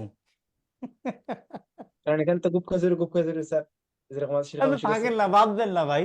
নাই, নিত্য সমস্যার কোনো ইয়ে নাই, আপনি বাদ দেন, স্যার আর কথা কইেন না। স্যার গোপ আরেকটা খেজুরি, গোপ খেজুরি ব্যাধিকরণ বহুব্রীহি, এটা পড়বেন, পরীক্ষা হলে এটা দাগায়, যদি ঠিক আছে ভুলে স্যার। আমার টুকু উদ্ধার করেন, আপনার এটা হবে, টেনশন নিয়েন না। আজকে আবার একটু বলেন তো, ওয়ান ব্যাংকে এক্সাম কারা কারা দিছেন? দিয়েছি স্যার। এক্সামের কোশ্চেন কেমন হয়েছে আপা? কোশ্চেন তো স্যার এত হার্ড লাগেনি, ইজি ছিল, কিন্তু স্যার আমি পারিনি কারণ পড়িনি। আরে বাবুত, আজকে এক্সামটা আমিও দিচ্ছি, আমার কাছে ভালো লাগছে, আমি রিটেনের আপনার চান্স পাবো। ক্লক কোনটা ছিল স্যার, 11টা না 12টা? আর ওটা 11টায় ছিল, ও আমি 12টায় দিয়েছি স্যার। আপনি আমি চান্স চান্স পাবেন পাবো, তাই না? আমি মাশাআল্লাহ, রিটেন পরীক্ষা দেবো ইনশাল্লাহ। আমি মাশাআল্লাহ, আজকে ইনশাআল্লাহ স্যার। হ্যাঁ ইনশাল্লাহ, আমি আজকে পরীক্ষা দিয়ে আমার ভালো লাগছে, যা দেখি তাই পারি, যা দেখি তাই পারি। আর ইচ্ছা কোশ্চেন গুলো করে ইজি ছিল। কোশ্চেন ইচ্ছে ছিল, আমি 3টা না 4টা ইচ্ছা করে উত্তর করি নাই, মানে মাইনাসে যেতে চাই নাই, কেন? বুঝতে ও পারছেন? আচ্ছা, রিস্কের জন্য। জি স্যার। হ্যাঁ, রিস্কের মাইনাস, মানে 0.25 আবার কাটা যাবে, জি কি স্যার, দরকার? মাইনাস না থাকলে তো সবই দিয়ে দিতাম, সবই মাইনাসের জন্য দিতাম, স্কিপ করতে হয়েছে। মাইনাস লেখা ছিল। আর 25টা আমি দেখি যে আমার 20-25, মানে 25 থেকে 24টা হয়ে গেছে, আমি হয়ে যাবে, কি লেগে আমি মাইনাসে যাই ভাই, তার লেগে মাইনাসে যাই না, তা দরকার কি? দরকার নেই, এই জন্য আর কি। যাক, ভালো লাগছে, ভালো থাকেন, ভালো রাখবেন, বেঁচে থাকলে স্যার ইনশাল্লাহ স্যার, দেখা হবে। স্যার ওয়ান ব্যাংকের রিটেন এক্সামের জন্য কি কি পড়লে ভালো হয় যদি একটু বলতেন স্যার। বলবো, কিছু খাওয়াইবেন কিনা এটা কোন? স্যার ম্যাথ জি কেমন স্যার, আসছে? অবশ্যই খাওয়াবে স্যার। কিছু খাওয়াইবেন? হ্যাঁ জি স্যার। বলেন। চারুলূপ বহুব্রীহিতে একটা উদাহরণ ছিল যে গলায় গামছা যার, এখানে গলায় গলায় গামছা, গামছা দ্বারা কি বোঝানো হয়েছে? হ্যাঁ গলায় গামছা দ্বারা বুঝেছে যেই ব্যক্তির গলায় গামছা, ওই বেড়ারে, বুঝতে পারছেন? পূর্বপদে গলা, পরপদে গামছা, গলা বা গামছা কোনোটারে বুঝায় না, কিন্তু যেই ব্যক্তির গলায় গামছা আছে ওই ব্যক্তিকে বুঝাইছে। আসেন এবার একটু বলি এনআরবি, আগে একটু বলি ওয়ান ব্যাংক নিয়ে বলতেছি। এনআরবি ব্যাংকের রিটেনের জন্য মানে এমসিকিউ এক্সাম বা কি এক্সাম নিতে পারে কবে, রিসেন্ট এটার কোনো আইডিয়া আছে আপনাদের কাছে? না স্যার, কিছু তো জানি না এখনো। আচ্ছা, এই গ্রামীণ ব্যাংক অ্যাপ্লিকেশন করছেন অফিসারের যেটা আছে? না করছি স্যার। স্যার। কালকে লাস্ট ডেট, যদি না করে থাকেন আজকে এখন করতে বসেন, এটা শেষ করেন, কালকে লাস্ট ডেট, এটা করবেন। আর একটা কথা বলে দিই, সরকারি অফিসের ভিতরে, সরকারি চাকরির ভিতরে আপনার ওই বিমান বাংলাদেশে অ্যাপ্লিকেশনটা করেন, অনেকগুলো পোস্ট আছে, খারাপ না জবটা, ভালোই, 30-35 হাজার টাকা স্যালারি দিবে, আর ডিউটিগুলো শিফট করে নেয়, এটা শুধু করবেন। আর একটা জিনিস হলে গিয়ে পল্লী বিদ্যুতে যেটা আছে, পল্লী বিদ্যুতে করবেন, হিসাব রক্ষক পোস্ট আছে 100টা, এটা করবেন। আর একটা যদি বলি, বিদ্যুতের আর একটা আছে 16, আপনার নবম গ্রেডের 16টা পোস্ট আছে, ওটা একটু অ্যাপ্লিকেশন করেন। জি স্যার। কি একটা জানি আছে, ওটা ডেট আছে 11 তারিখ পর্যন্ত, সবাই এটি করবেন। আর এনআরবি ব্যাংকের কবে দিবে ওটা জানি না, বাট রিসেন্ট হয়তো এনআরবি ব্যাংকেও এক্সাম শুরু করতে পারে বা ইয়ে করতে পারে, এটা পাবেন। আচ্ছা রেডি। আর ওয়ান ব্যাংকের রিটেনের জন্য কি পড়বেন এটা যদি বলি, বেসিক্যালি আপনাকে রিটেন হইলে কি, ওয়ান ব্যাংকে আপনাকে যেটা করবে, আপনার সাথে একটা গেম খেলবে। গেম মানে এটা এমসিকিউ এবং রিটেন দুটো একসাথে নিবে। এমসিকিউ নিবে আপনাকে এখানে 45 মার্ক, 45 মার্ক এমসিকিউ, বা 50 মিনিট এমসিকিউ, সরি 50 মার্ক একটা এমসিকিউ নিবে। 50 মার্কের এমসিকিউর ভিতরে ইংলিশ থাকবে ধরেন আপনার 20টা, ম্যাথ থাকবে 10টা, জিকে থাকবে 10টা, আর মেন্টাল অ্যাবিলিটি বা মানসিক বা আইকিউ যেটা থাকতে পারে ব্যাংকের, ওটা থাকতে পারে 10টা। অথবা ইংলিশ 15টা, ম্যাথ 15টা, বা আপনার জিকে 10টা, মেন্টাল অ্যাবিলিটি বা যেটা আছে ওটা 10টা, টোটাল 50 মারবে। এখানে একটা অনুবাদ দিবে রিটার্ন, একটা অনুবাদ মানে বাংলা থেকে ইংলিশ করতে দিতে পারবে, ইংলিশ থেকে বাংলা দিতে পারে। আপনাকে একটা যে কোনো একটা বিষয় নিয়ে একটা এসে লিখতে দিবে বাংলা, যে আপনার এই গঠনে সেই গঠনের ভূমিকা লেখা, অথবা ইংলিশে, এটি একটু খেয়াল করে যাবেন। এই রিসেন্ট টপিকগুলো পড়ে গেলেই মোটামুটি কমন পেয়ে যাবেন। আশা করি একটা ইংলিশ এসে দিবে, একটা বাংলা এসে দিবে, এর ভিতরে ইংলিশ এসেতে থাকবে 20, বাংলা এসেতে থাকবে 10, অনুবাদ বাংলা থেকে ইংলিশে 10, ইংলিশ থেকে বাংলায় 10, টোটাল 50। এরকম একটা 100 মার্কের এক্সাম হবে। এর ভিতরে রিটেন ভালো পারলেও এমসিকিউতে আপনাকে কাঁপায় দিতে পারে, সুতরাং এমসিকিউটা ভালো করে পড়ে যান। আর এমসিকিউ পড়তে গেলে ইংলিশে synonym, antonym, analogy, correct spelling, one word substitution, এগুলোতে ফোকাস করবেন। আর ম্যাথ ভাই আমি কই তার মনে ভাই, যার যেদিন মনে চায় পড়েন। ওকে ফাইন, এই ছিল আজকে আমার ক্লাস। ভালো থাকবেন, ভালো আচ্ছা, রাখবেন, বেঁচে থাকলে ম্যাথ দেখা হবে। কেমন থ্যাংক ইউ আসছে স্যার। একটু বলেছেন বলেন। স্যার, আজকে ম্যাথ কেমন আসছে? আজকের ম্যাথ সহজ আসছে রে ভাই, আপনার এরকম একটা সংখ্যা দিছে কত আমি দেখলাম, 210 এটা মনে আছে, দিয়ে কইছে এটার যোগফল কত হবে। আমি সুন্দর, ভাল লাগছে আমার এই ম্যাথটা। কত ভাই? 105। আবার কত আছে এখানে? 3 দিয়ে করলে কত হয়? 35 নাকি 5 দিয়ে করব? 5 দিয়ে করলে কত ভাই? 35। আবার 5 দিয়ে করলে কত ভাই? এরকম করে ভাগ করে পাইছি কত ভাই? 18। আবার এরকম একটা ম্যাথ আসছিল, আমার ভাল লাগছে ম্যাথটা। আরো কয়েকটা ম্যাথ আসছিল পার্সেন্টেজের, আবার একটা কলমের ম্যাথ আসছিল যে এই কটা থেকে এটা কত পার্সেন্ট লাভ হয়েছে। এইটা ভাই কোশ্চেন সহজ ছিল, থাক বাদ দেই। ওকে, ভালো থাকবেন, স্যার ভালো রাখবেন, বেঁচে থাকলে দেখা স্যার হবে ইনশাআল্লাহ। স্যার জি স্যার, ভালো স্যার থাকবেন একটা- স্যার। বলেন। স্যার স্ক্রিনশট মারবো স্যার আপনার লেখাগুলো স্যার, এর আগে স্যার লিখছেন কতগুলো স্যার লেখা স্যার, সমাসের স্ক্রিনশট, সমাসের স্যার। স্ক্রিনশট লাগবে, জি স্যার, স্ক্রিনশট, জি স্যার। সব স্ক্রিনশট দিয়ে দিবে। ভালো থাকেন ব্রাদার, সব পাবেন, টেনশন আমি বলে দিচ্ছি। আল্লাহ হাফেজ। রাকিব ভাই আসেন।